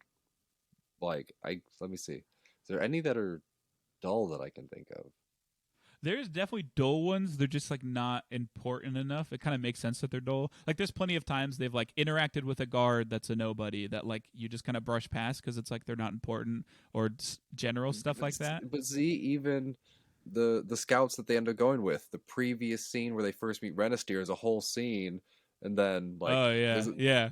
like That was a moment. That was not planned at all. I was Renister went to like talk to them, which was not planned. Obviously, that whole level was very open for him. It was like, here's what you need to find. Go find them. So I knew I was going to be doing a lot of stuff on the fly. But yeah, he went and talked to all of them, and then tangentially, Eamon was like, "Hey, can we get backup for this?" And I was like, "Oh, that's perfect." You literally just like met the people and like they would be convinced to go now because they just met you and stuff. So it's one of those. It's like a perfect example of. I don't say this to be like, oh, I'm so smart. I thought of it on the spot. More than anything, Eamon and Renisteer made that happen than me. I just connected the pieces that they gave me because that would never happen if they both don't individually do that. If Eamon doesn't think to ask for help, and if Renisteer doesn't go and talk to the guards at the barracks and all kinds of that stuff. It's also a cool moment because I think it's the first time Renisteer actually earns respect because like the people that they'd interacted with before are not like Renisteer. So for him to just like talk to guards that are like more kind of like up his lane, and for them to clearly like respect him in some level is, I Mm-hmm. think was nice for him because like he definitely doesn't get much praise from Phosphorus. That's for sure. And Aemon's a little too in his own head sometimes to be worried about that stuff. So Well, he's the only one that lacks charisma. yeah, yeah, yeah, for sure. But yeah, because like the frog character, hilarious. Sunny, absolute gold. Yeah, I never the party kind of thinks of me like as Sunny as my like DM PC, which is a bit of a tab. An actual DM PC is a bit of a taboo thing in the tabletop community. But like when I ask them like, or like when things come up of like if we were to do something where we were all in character, like I'm always Sunny, like not my choice. Like they are like, oh, you're Sunny, which is just interesting because like he was never meant to be that. He's not even the most important character of that like level or arc. Like Seinu has so much more screen time, so to speak, than Sunny. Sunny basically Mm-hmm. gets them there, and then he's just high in the grove the whole time or whatever. So it's Yep. like it's interesting that for whatever reason they've just like latched like audience as well. Like my girlfriend listens to the podcast. She loves Sunny and like agrees with the party's take on that, which is just interesting because I just like never saw that coming or like was like expected that in any way. And Nah, it's I don't because even. I would have picked you as the keeper. Like if you had to be a character, that makes the most sense. Mm-hmm. Yeah, yeah. I think they like Sunny just because he's a perfect mix of like helpful, but also not like authoritarian isn't the word, but like above them. Like Seinu is like obviously extraordinarily helpful and an interesting character, but like he is very much so like has his own things and is like I think it's the point of the character, but sometimes he's a little preachy and a little uppity as elves can be. Mm-hmm. So I think Sunny's a good mix of like he feels like a part of the party more than any other NPC. I think Kier's kind of becoming to be like that, old frog boy, mainly because he like runs the place that Renisteer lives under, which is kind of But I think becoming a hub. the biggest thing that those two characters have in common, other than being small, adorable, and silly, is they're both like quick, reactive characters, which is just you get so into the characters. And this is the point where I'm kind of spoiled now with how you did your podcast, is Mm-hmm. you get like fully into them. So like the bits just happen by themselves because the interactions go boom, and the character, the NPC, probably because of how you edit it, tighten it up. Um, but like again, one of my favorite bits that I laughed out loud to was just Sunny's like singing reaction to something that was intense, or Yeah, the when Raiji walks in like go. yeah, yeah. Well, you are loaded. I need donations now. Bling bling. Yeah, yeah. I have a. I will say this. It's not a coincidence that like uh some of the more prominent NPCs that like obviously some of the NPCs have like reasons to be who they are or like be specific ancestries, which is like what Pathfinder calls like race. Like obviously Seinu's not gonna be an elf. You know what I mean? Like he's an elf and he's a druid. Like that character kind of has to be what he is because like that's Sunny could have been any traveling merchant. Kier could have been any priest. There's a reason that they're both, as you say, like small, little, adorable, quick-witted dudes. Is because that's the characters I feel the most comfortable playing. So when I know they're going to be around long enough, I'm like, yeah, I'll make them like this, so that like you say, they can like fit in pretty organically. At least that wasn't really the reasoning with Sunny, because like I said, I don't think he actually got as much screen time as I maybe thought, but it was definitely the reasoning with Kier because like I kind of knew Kier was going to be is and was going to be an important part of season 2 only because like they have like they kind of by nature have to interact with him more than any other NPC because Renister kind of technically lives in his basement. So Mm-hmm. And Phosphorus decided to make it a proper headquarters. yep. Yeah. Yeah, he moved in, and yeah, and now there's bombs everywhere, probably down there, bring the whole place to blow. Yeah, no, like I said, I think I might have gotten spoiled because it does seem like you put in a lot into what ended up being the audience experience with this, which, like I said, I think shows. That was the thing I was curious about as I was listening to it as somebody who does writing, is into world building. It felt very much like between the beats, between how the events were triggered, and like the guidance stuff. Even like I said, even some of the suspense of, you know, is the owl gonna go down? Like, what's gonna happen to Kubo? Like Mm-hmm. those moments, and I guess part of your whole um, stories are better when we like tell them together or share them together. I've heard the tag a million times. You think I know it by now? Yeah, I Um, actually don't know it either because that's a stock recording. So I've only recorded it. I recorded that forever ago, so I actually don't remember exactly what I say because I don't have to listen to it every time because it's the same recording every time, obviously. So I mhm. just like put it in the spot. So I don't know what I say word for word, but yeah, the general just is like, But so knowing that so much of it is truly organic, like definitely adds to it. Um, but it's just so structured that there's times where it's like if I didn't know that it was organic, I could have thought it was written. mm-hmm. Yeah, yeah, there's so many little things like that more than anything. Like the first moment where the story really diverged, like there was a huge wrench thrown in the plans. I don't say that in a bad way either. It's just like something completely unexpected is when they killed when Phosphorus burned to death that bandit leader Hmm. when they were looking for the missing kids. That had, I mean, combat. You always have a chance of something going wrong some way, but numbers wise, that's a fight. Probably like 7 to 8 times out of 10 they lose. Because the guy would just like get away, but I just failed every check to get rid of that fire, and they rolled bad enough in stealth and getting away and putting it out and fighting enough that it ended up killing him, which had this like ripple effect of the whole bandit gang. Like the whole bandit gang originally wasn't he. How the characters worked is there were two heads of that bandit gang, right? This is all like insider info, technically Hmm. behind the scenes stuff with my notes. Uh, the one they killed was the like stable headed strategist, and the one that was left alive was like the emotions driven brute. So like they got rid of the level headed head of the organization, and so if anything, the bandits got worse by consequence. Like they were pretty non-lethal and like they caused problems, but they generally were like, get our stuff and go and don't worry about anything else.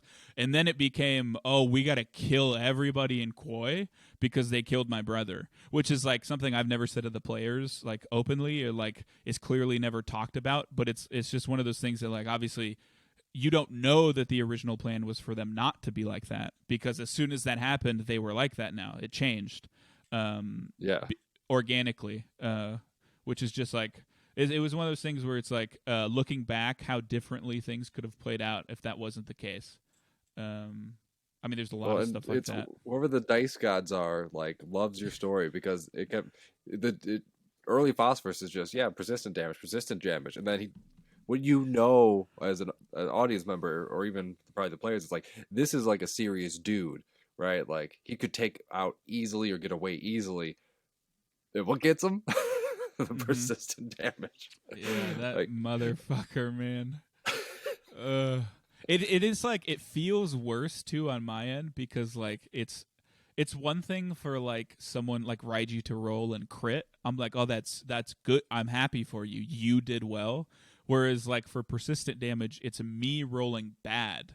So it just like feels worse. Not in a way of where I'm like, I don't like Aaron or Phosphorus, like this sucks. But it's just like instead of the players doing well, it's in a way me doing poorly, which just adds a little bit more of a sour taste in my mouth. But I mean, ultimately, I'm whatever the players want to do and like however the dice roll and such. But it was very in the moment I was like, it was more so the gravity of like, damn, I can't pass a persistent damage check to save my life, literally to save his life. He died because Yeah. I couldn't. So it was just more like, wow, this luck is awful because it's not a Well, hard thing to do statistically. I don't think the there's been a amount of couple times I did times it. when they're like, "Oh no, what's gonna happen? What's gonna happen?" And it's like, "Oh, like had you literally just waited for one more like turn through, it would have gone." He has almost killed with it so many Hmm. people. Yeah, yeah, for sure. He is he brings a lot of people close to death for sure. I mean, he kills a lot of people too. He probably has the highest kill count out of everybody. Oh yeah, that's one of the Uh, running jokes. Is like he's the only criminal. He's the only one that's actually killed yeah, people. yeah. I think the only person who has killed people was Raiji killed one person on the train fight when he almost died.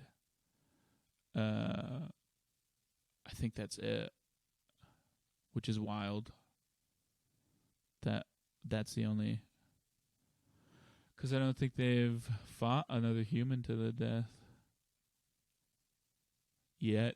To be, to be fair, there's not a lot of humanoids in the Yeah, early tree yeah, stuff. yeah. A lot of tree humanoids, not a lot of humanoid Yeah, humanoids. tree people. Yeah,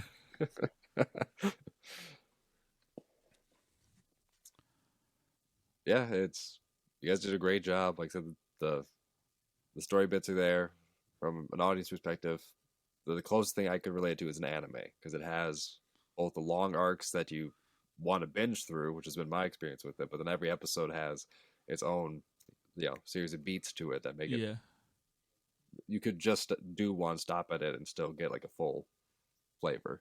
yeah. That was that's the other thing I there's a lot of actual plays that I feel like really drag on where like you can go like 3 episodes and you feel like nothing's really happened. Um which I mean it's a balance, right? You don't want everything to be breakneck because at a certain point if everything's breakneck that just becomes like the norm. But I always knew that I wanted to like kind of move it at a quicker pace than probably what you would conventionally do for like a home game, a tabletop game. Granted, you could do it this quickly, but uh, we definitely like I definitely level them up, and that's one of I like that Pathfinder Second Edition has the downtime system because it's a way for me to like us to like the first like level 6 is like a day and like 2 days. It's like a night and a day technically of what they do, which is like super different from season one stuff because like there just wasn't a lot of travel time in that. At least in like, or there was a lot of travel time in that in stuff. Whereas like when you're in a city, travel time is like an hour instead of days to get to places instead of like going through a forest or whatever. So that was something that's like interesting. But that's why I like downtime because it's like they didn't just hit level 7 and get all this power in 2 days. They did it with all of the downtime before the season and then like I don't know 5 or 6 days of doing other stuff. Blah blah blah. That's why I really like the downtime stuff because it's a lot easier to be like this is what's happening and what you get and blah blah blah instead of it feeling So that's so. built into Pathfinder then? Like that's how the levels are structured for Pathfinder? You don't have to do it that way. You don't technically ever have to have downtime.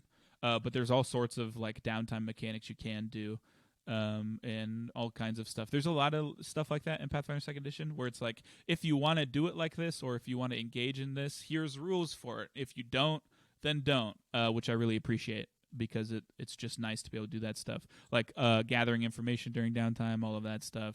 Crafting things, looking into things. It's built into the game. You don't have to do it, but we've really leaned into it because, like I said, I think Well, it. definitely for the actual play like podcast style, it's nice because you can like soak up all the characters with bits that then get unveiled throughout the episodes. They don't have to Mm-hmm. find every bit individually.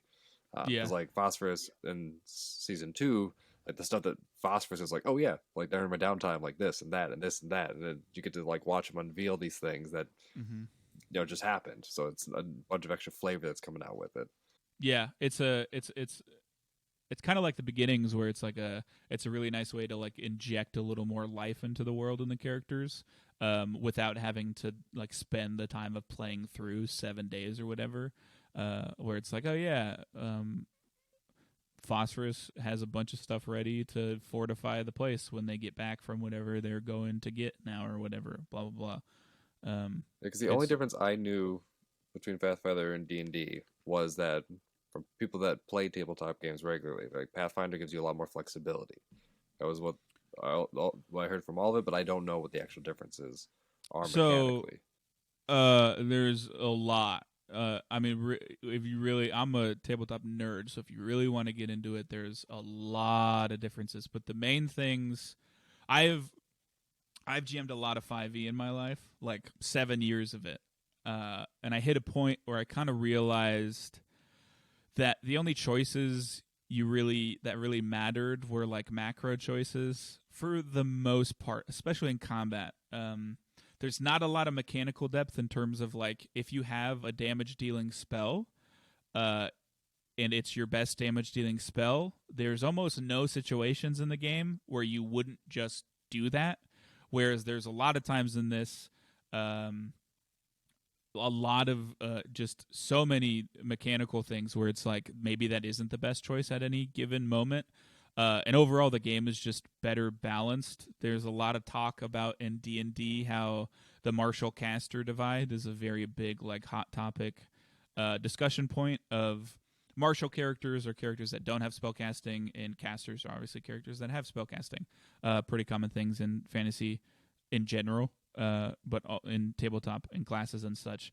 And there's a really big divide between them in 5e, where like sure a fighter, which is like kind of this bog standard martial class, is really good at fighting. I mean, they're called the fighter, but the amount of ways that your druid or your wizard or your cleric has to interact with the world that doesn't involve combat and can even like fully prevent fights, like teleport you away, charm the enemies, summon animals to fight for you, is it just dwarfs the impact of your sword and board fighter, where Pathfinder has a lot of moving parts and mechanics that close that gap, and I think it's in a really good spot where it doesn't feel like I mean, the casters have more options, but there's downsides to having more options in general, and the spells are just better balanced, and also all of the classes just have more ways to interact in general. Well, so like uh the Raiji character, right? Because like mhm. Renisteer um, gets made fun of for the fact that he misses a lot of combat because he's for a while was the only close Yeah. range, but he has a lot of other things he can do, so he's always active as a support. But for Raiji, like his key thing, so I don't know if this is like a character trait from like the class or anything like that, but he could close gaps. Like that was Yeah, so he could so get in there and actually get some action. all of the classes are Phosphorus is an alchemist, Raiji is a monk. These are their classes. Is what I'm looking at. Raiji is a monk, Renister is a champion, and Aemon is an oracle. All of the classes in Pathfinder are balanced around generally being like the best at something. The Alchemist is the exception, and it gets a lot of flack in the Pathfinder Second Edition community for that.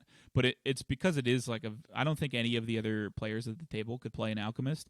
It's super intensive. Like Aemon has like at this point probably like 15 spells to keep track of. Aaron probably gets that amount of alchemical items per level. He has so much to keep track of and like has so many, but because of that, he basically can fit every single role in a party. If they need damage, he can deal decent damage. If they need healing, he can be a healer. If they need support, he can support. If they need debuffs, he can debuffs. So the thing that the alchemist is best at is being okay at everything, but not the best at anything. So to answer your question, Raiji is a monk. The main thing monks get is they're the quickest class. They get the most movement speed, and no one, unless you are a monk, will ever match that. Which I think came up even more than normal because Renisteer is very slow. He hasn't put anything towards being quick or anything. He's kind of like, a slow moving tank. Like if he's there, you're going to have a hard time taking him down and dealing with him, but like getting there is his issue, where Raiji's is the opposite. He's always there. It's just staying alive is the problem. And like you say, the champion class is like the defensive tank class. He's super hard to hit and kill. He has obviously his glimpse of redemption is like probably one of the best tabletop, just any tabletop support abilities in general to like mitigate damage on party members and such, and I always tend to forget about it when it matters most. So he's like not especially in this new season, he's built around tripping and like not really attacking much. Because if he can trip somebody, it gives everyone else a better chance to do what they do best, and everyone else is really better at dealing damage, except maybe with the exception of Eamon if he's like not focused on it or whatever. I mean, he can deal some damage, but in like not in the way that a marshal can or whatever. So yeah, it's just sometimes there's a bit of like a rough effect when you come from D&D to Pathfinder, because in D&D it, it's balanced in a way that like if you want to like get something, you can get it no matter like what your character is at or whatever. You can multi-class into anything. Well, not anything. There's requirements, but they're quite low or whatever. Whereas if you are not a champion, you are not going to be the most tanky or the most like you're just not going to be unless you're a full champion. If you're not a monk, you will never be as fast as a full monk. There are things you can do to be quicker, to be more tanky in the class you are, but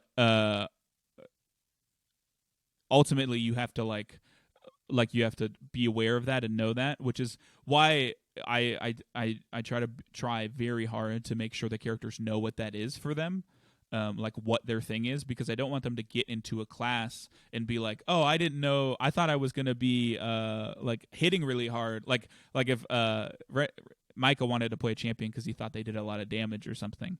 Um, Obviously he didn't have that misconception, but like it would be very important to clear up like, look, these aren't really the damage dealers. You can be a paladin or sorry, a champion that does some decent damage, but you'll never like really match a fighter or something like that, or a gunslinger, blah blah blah. And the so D&D on level ups, pretty much the only thing you ever really pick outside of like you're creating your character stuff is like a subclass for your class. In Pathfinder, you get something every level. That's a choice. Every first level for almost all classes, and then every even level you get a class feat. So like Renisteer is a sword and board champion. You could be a champion that, like I said, leans into more damage and it uses two-handed weapons, and divine smites and stuff, and blah blah blah. Raiji was a monk that used weapons, which is actually not super conventional. Most monks don't wield weapons at all, so he picked a lot of things that made him better with weapons and such. Obviously, Phosphorus is a bomber, and he's picked a lot of feats that make his bombs better, but he can also pick a lot of stuff that makes elixirs better or mutagens better, that like shift stuff or whatever. Um, the exception to the feats being super impactful is casters, but that's because their spells are so diverse and impactful to begin with. So, I mean, they still get feats at certain points, whatever. They're just not normally to the game changing level as marshals, especially early on, because like they have a spell list. To like heat metal is essentially in itself like such an in like interesting way to interact with the world to begin with, so they don't really need that in their feat list because like I said, the spells kind of fill that for them. But I mean, they do get some stuff. I don't think we're there yet, but there's like a really cool feat Eamon gets, I think at 8th level, that is just like super interesting and flavorful. You get stuff in 5th edition. All of the none of the races really feel too distinct, whereas in Pathfinder 2nd edition, like Renister's a Dampier, right? And the type of Dampier that he is, like he picked a feat that requires him to be a certain kind of Dampier, and that feat gives him bonuses for seeing when people are lying and stuff. Whereas another Dampier could have gone into like having fangs and like being able to drink blood. Like that's something a Dampier, like outside of class, a So, Dampier can do.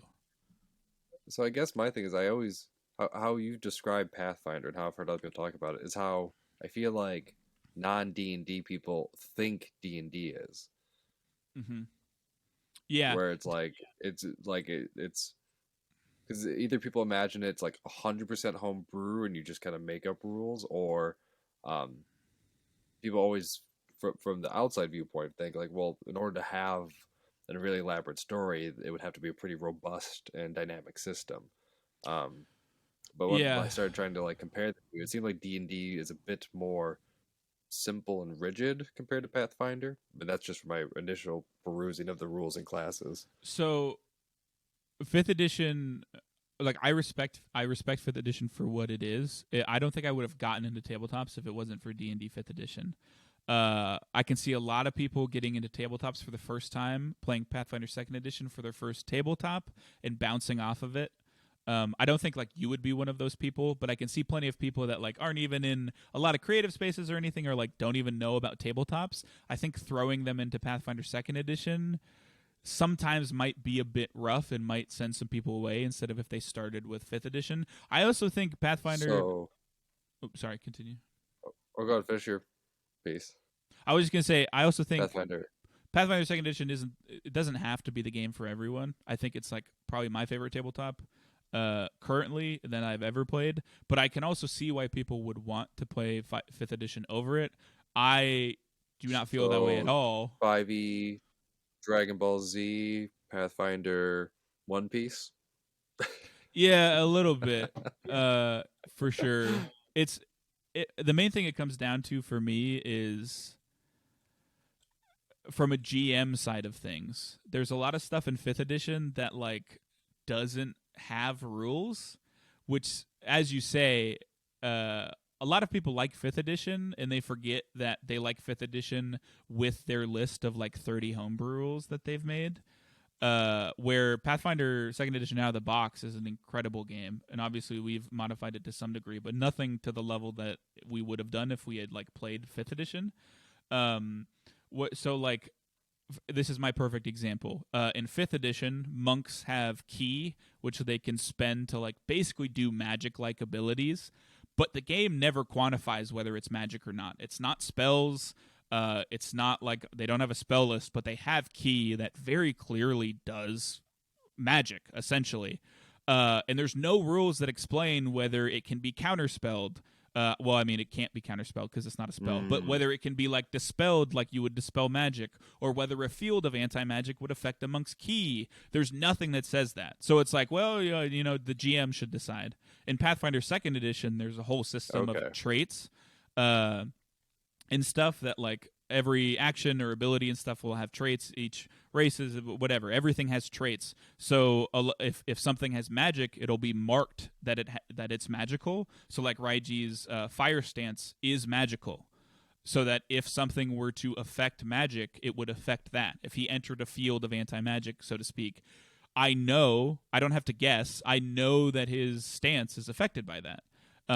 There's not stuff like that in D&D, and that whole idea that like I could go on and on about stuff like that in general. Yeah, I can see where I'm probably gonna go try and find another Pathfinder podcast to listen to compare, because I feel like it would be easy to think that homebrewing a bunch of it would make for a better game and story, but then you don't get as many moments, because the more you can ironically involve the dice and have to like force choices, I think you get a lot more moments with that. Otherwise, it feels like you're just kind of like putting the moments on there. You're not letting them happen.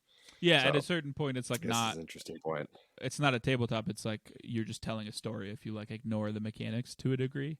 Yeah, you're telling a story, not making a story. Yeah, like the thing that informed the story more than anything is the dice. Like that bandit thing doesn't happen if there's not dice involved, and I roll poorly.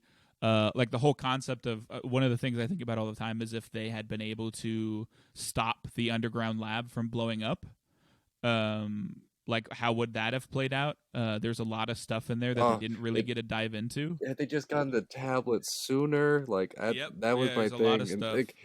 And Phosphorus refusing to use magic, just wouldn't press keys. I was so frustrated. Yeah, yeah.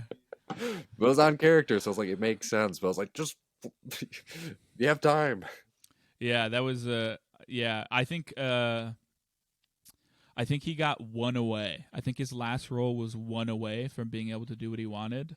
But at that point, they were just out of time, and that's like a moment where it's like the dice that inform the story so much. Also, one of the most hilarious things to me is if they died because Renisteer got taken out because of Phosphorus's traps as he was trying to leave. Because going into it, it was like such a non-factor, and then there's a moment where you're like, oh shit, are we not going to be able to get out of here because freaking lizard folk Renister over here is dead on the ground because he couldn't get past Phosphorus's traps.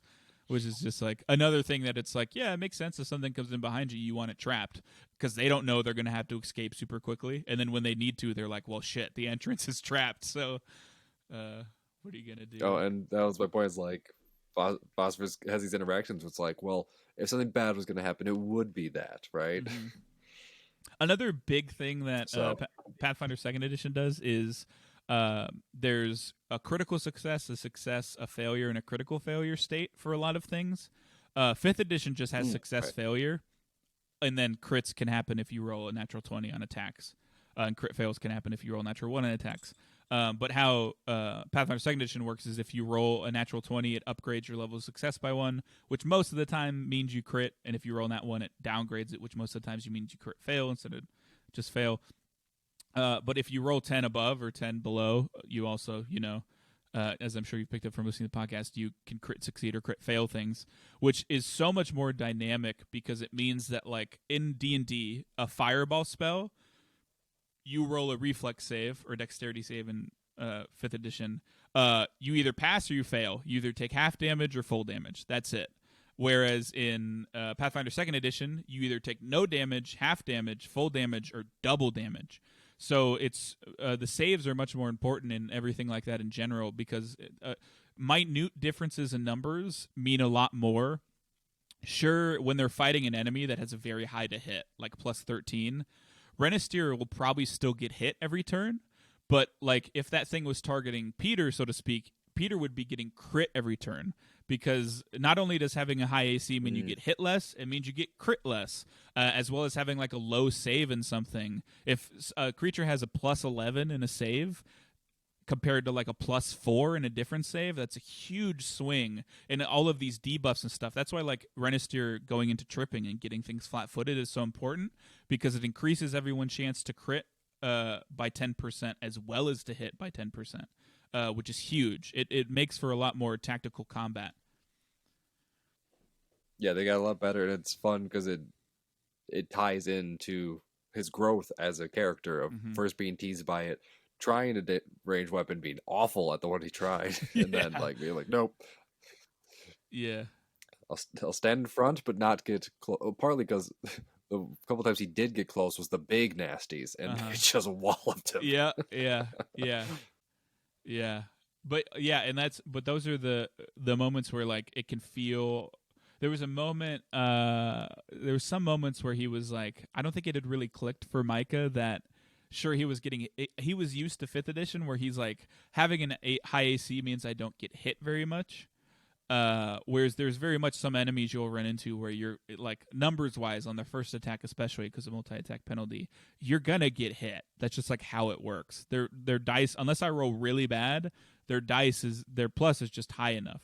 I mean, it's balanced. That sounds like bad design, but it is well designed.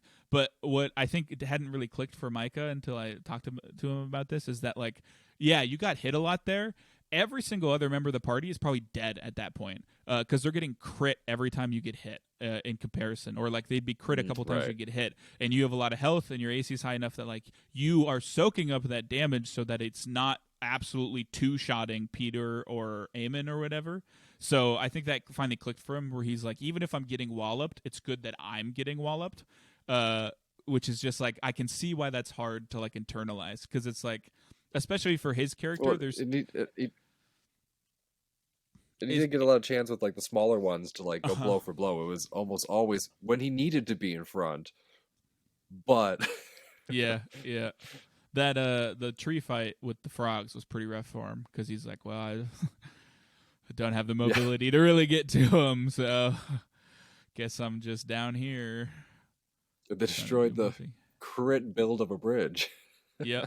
That was interesting too. He nailed building that bridge, and then Renister was like, "Nope, no one's getting up in that tree ever again." It's the fact that so many of the non-combat stuff gets rolled too is really fun, because they can crit succeed and get like some information, or um, again, it was cheesy, but like on brand for Phosphorus was he didn't just build a bridge because he crit succeeded. He built a bridge that the Phosphorus character's like, well, yeah, I'm just that good.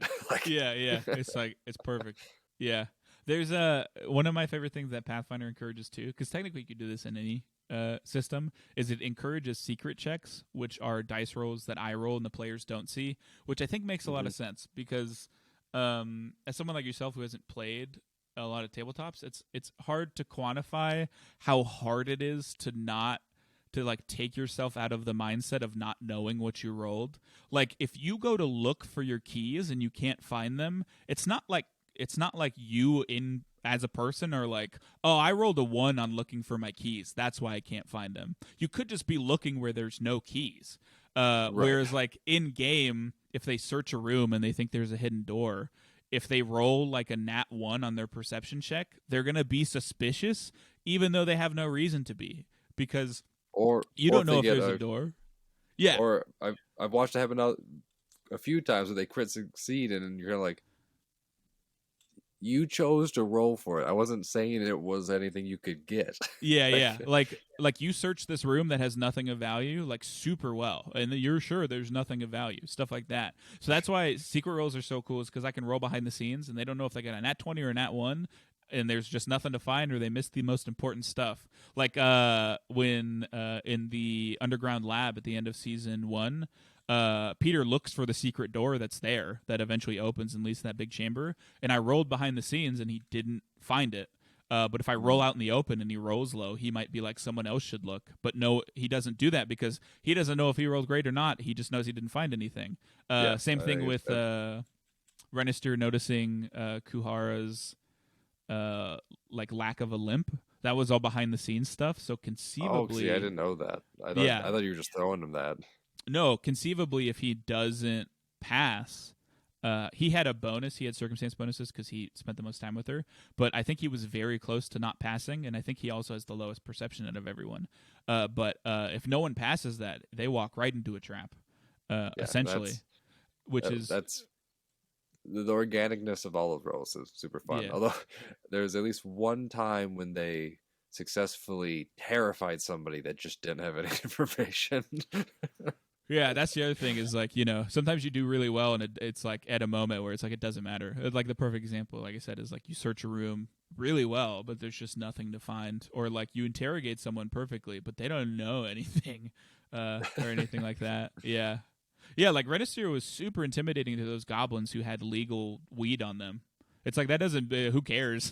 It doesn't mean anything. But like they are terrified of you. There's not really any benefit to it other than, well, I guess there was a benefit. They tried to attack the lady with their bug nets or whatever. But um, But in the watching moment, you as the GM have to like respond to that like expectation, and like the particular group you play with tends to like say get caught in dialogue trees the most when they think somebody should know something, but like it becomes obvious as a listener that like their dialogue tree just doesn't have the options that they're looking for. yeah, yeah, So watching how you like try and be like, moving on now," like, yeah, yeah. There's most of being a GM is just like reactionary stuff. I mean, obviously, because you're everything outside of the players. And I mean, I don't think an actual play. I mean, you could do it, but like the actual play that I wanted to run was character focus. Like the main characters of the show are the four characters. mhm. Ultimately, it's up to me to just send things to them to have them interact with stuff. Whether that be like good people, bad people, blah blah blah. So the four guys are the most important characters. Everything I do is to just like further that essentially in any way or flesh that out. Um, there's some systems or actual plays that I assume you could not do that. But I mean, at the end of the day, I think the players are always going to be somewhat of a focal point because they're the people like playing it. So Right. what are you gonna do? Awesome. Well, I'm glad to know that I just have to wait for them to come out, not wait for them to be put together. Yeah, yeah, it is. That's another thing is I was in a bit of a creative rut before I started the podcast, but I'll tell you what.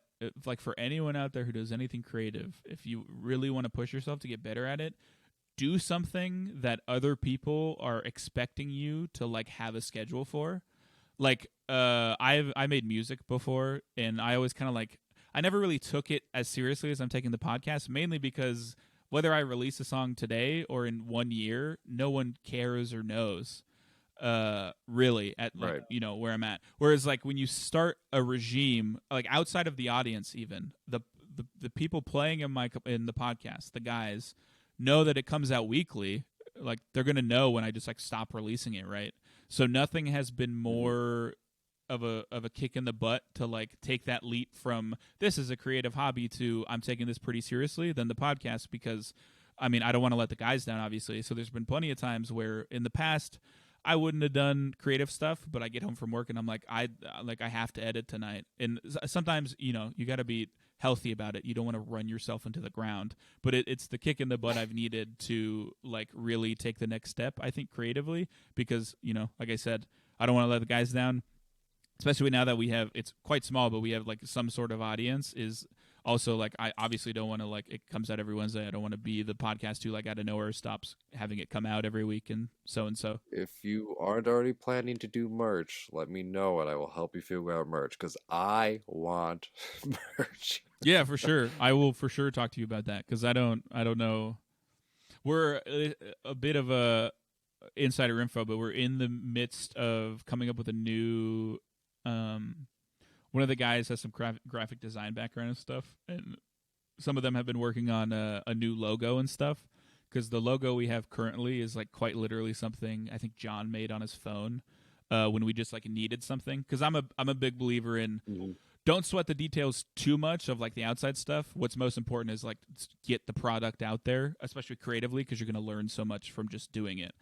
So I wasn't like, we need to have Yep. this big bombastic logo. We need to figure all this stuff out. We'll figure that stuff out as it goes. The most important thing is like, let's get on a schedule of editing and getting stuff out and recording and all that jazz, which we have been kept up now. And now we're at the point where I'm like, okay, maybe let's not have something that John just threw together on his phone for our logo. So he's been working on that, which is exciting because I don't know. I mean, I don't think the logo's bad, but it's definitely I wouldn't call it good.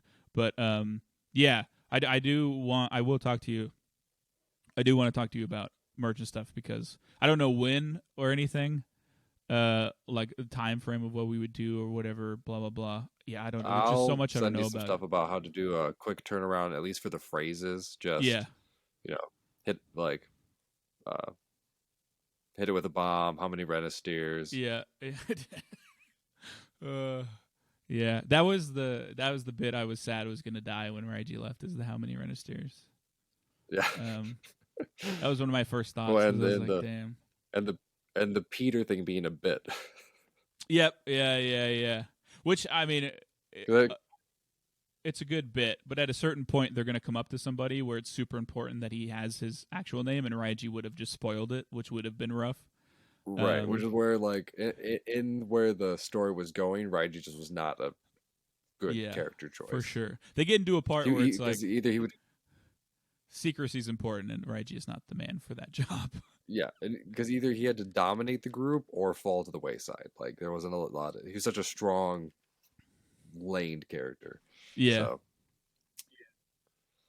Yeah, and he left cool. in a way that has allowed me to keep his legacy living on through Kite, thankfully, which is Yeah, nice. which was a good, was good to, and Basil. Yeah, yeah, yeah. Basil is living. The best thing that ever happened to Basil was going on that expedition with the guys out into whatever the wetlands or whatever when they talked to Bondo or I whatever. admittedly would have Because been disappointed if they hadn't bought one yeah, I would have when that too. thing came up. Yeah, yeah. I didn't know what they're gonna do with it because when they came back, it's like you don't really need it anymore, but Mm-hmm. Yeah, which is it why worked out. Raiji bought Basil because he doesn't care if he needs something or not. He just liked Basil, so he got her, and now she lives the high life in quite literally maybe one of the richest city, like one of the richest parts of any city on uh, the world. So she's set for life, man. Oh, I'm not. I'm not gonna ruin what the goblin says before it walks away, and everyone's like, "I knew it." Oh yeah, yeah, But that was a yeah. nice little organic bit. That is that was something that was I talked to John about when he was like, "Oh, I'll be in the Coliseum for my downtime." I was like, "So when you hit a certain point in the Coliseum, they give you like you own a person. They give you a steward that you technically own." And so he was like, "Oh, okay." I mean, Raiji wouldn't be cool with that, but I don't think he'd like know that.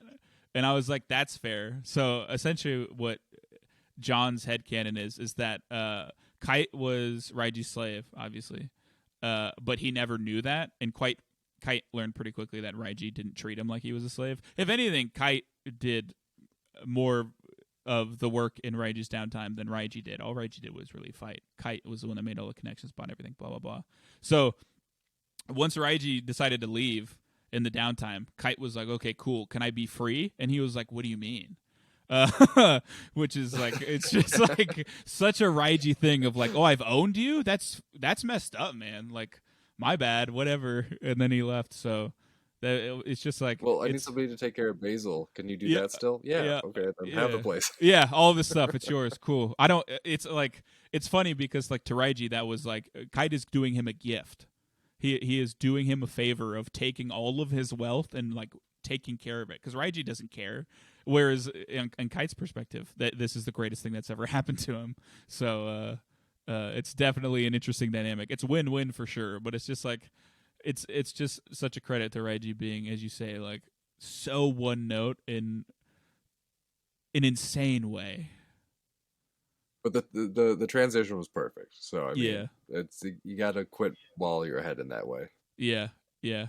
I definitely think it would have Raiji would have dragged a bit as we got further, especially because I know things that have happened since like further than episodes that have released in the direction things go. I just like can't really see Raiji in any of the situations the party gets themselves in, or at least most of them.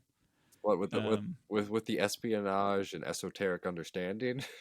yeah, yeah, yeah, bro. I mean, thaumaturges are so cool. It's just such a cool class concept. Um, I will say, least everything John has ever done to me. He picked pretty much every feat for the thaumaturge that made more work for me. Which is like, I want him to have the freedom to do that. But I was a little bit like, damn, you really picked every feat that's like, here's a list of things that you can pull from. And he's not like Aaron where he wants to, he's like really into that stuff. So like I make the list for him, which I don't mind because I love the system and I like looking into those things. But there are some times where I'm like, well, got to look through all this stuff again. But yeah, so, but yeah, it's Yeah, a really cool I'm excited concept. to see how the character develops because even yeah, just with some of the added lore elements and then the testing phosphorus and then the like cemented into friendly rivalry thing, I was like, yeah, for phosphorus for me is the anchor. I know it's probably is for a lot of people that aren't Mm-hmm. into the other things. Eamon still has the main character arc where it's like the big things are going to happen around Eamon for sure, and then but to be fair, like the part that hit me the hardest was Renisteer. So it's right, like you have these different flavors on them. So Mm-hmm. I'm curious, and almost all the Raiji bits were good. So I'm curious to see how like a rival character to Phosphorus like develops into the group because it seems Yeah. like it's gonna be good. I will say, knowing But you can things also like you won't be disappointed at the rivalry. I will tell you that it's good. It's very good. Uh, well, Also, and I they play off mentioned each other well. yeah, I mentioned being hooked on Phosphorus with the tweet, and you're like, oh, just wait, and then there was the how the boogeyman scene ended. I was Oh like, yeah, yep. yeah. That was I think that might. I don't know. I haven't talked to him about it recently, but I think that was for a long time. Aaron and Micah's favorite moment. In the podcast of when Renisteer was like, it'd be a shame if this whole place blew up. And Phosphorus was like, oh, you don't say.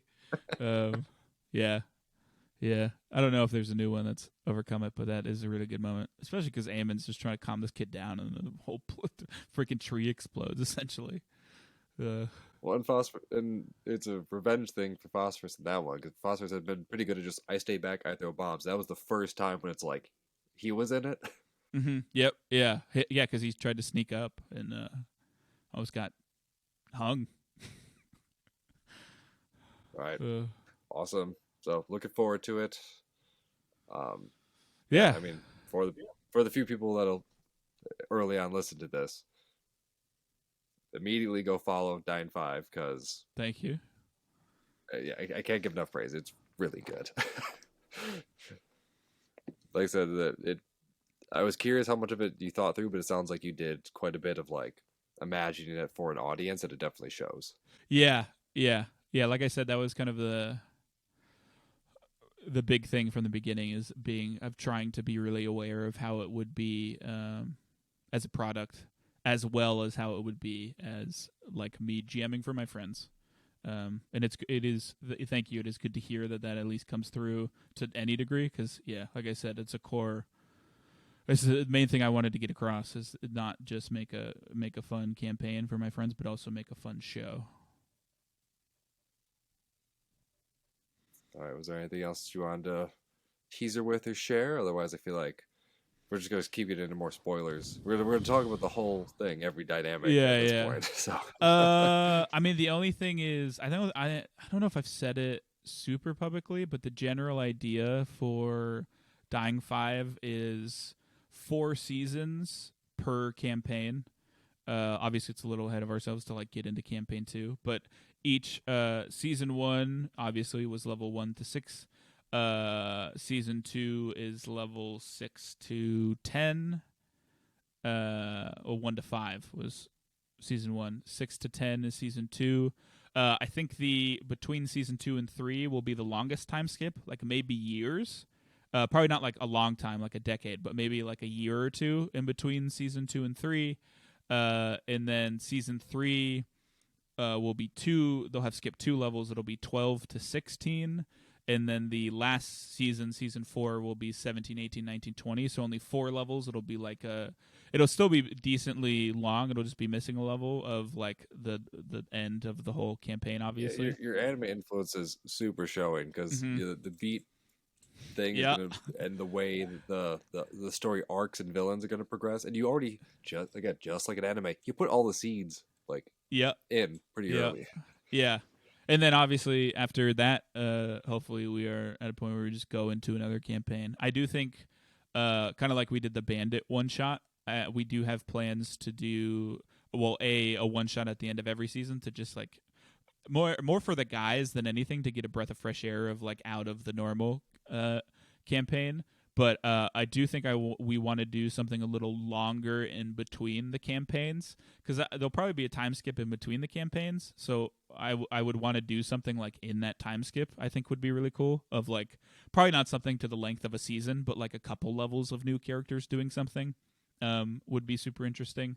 And then obviously, I guess the general idea would be rinse and repeat until we don't do it anymore. I guess because you could just infinitely do that with campaigns. Hopefully not infinitely. That's a long time, but who knows? Awesome. Looking forward to it. Really appreciate you coming on. I've been Yeah, super. thanks for having me. All right.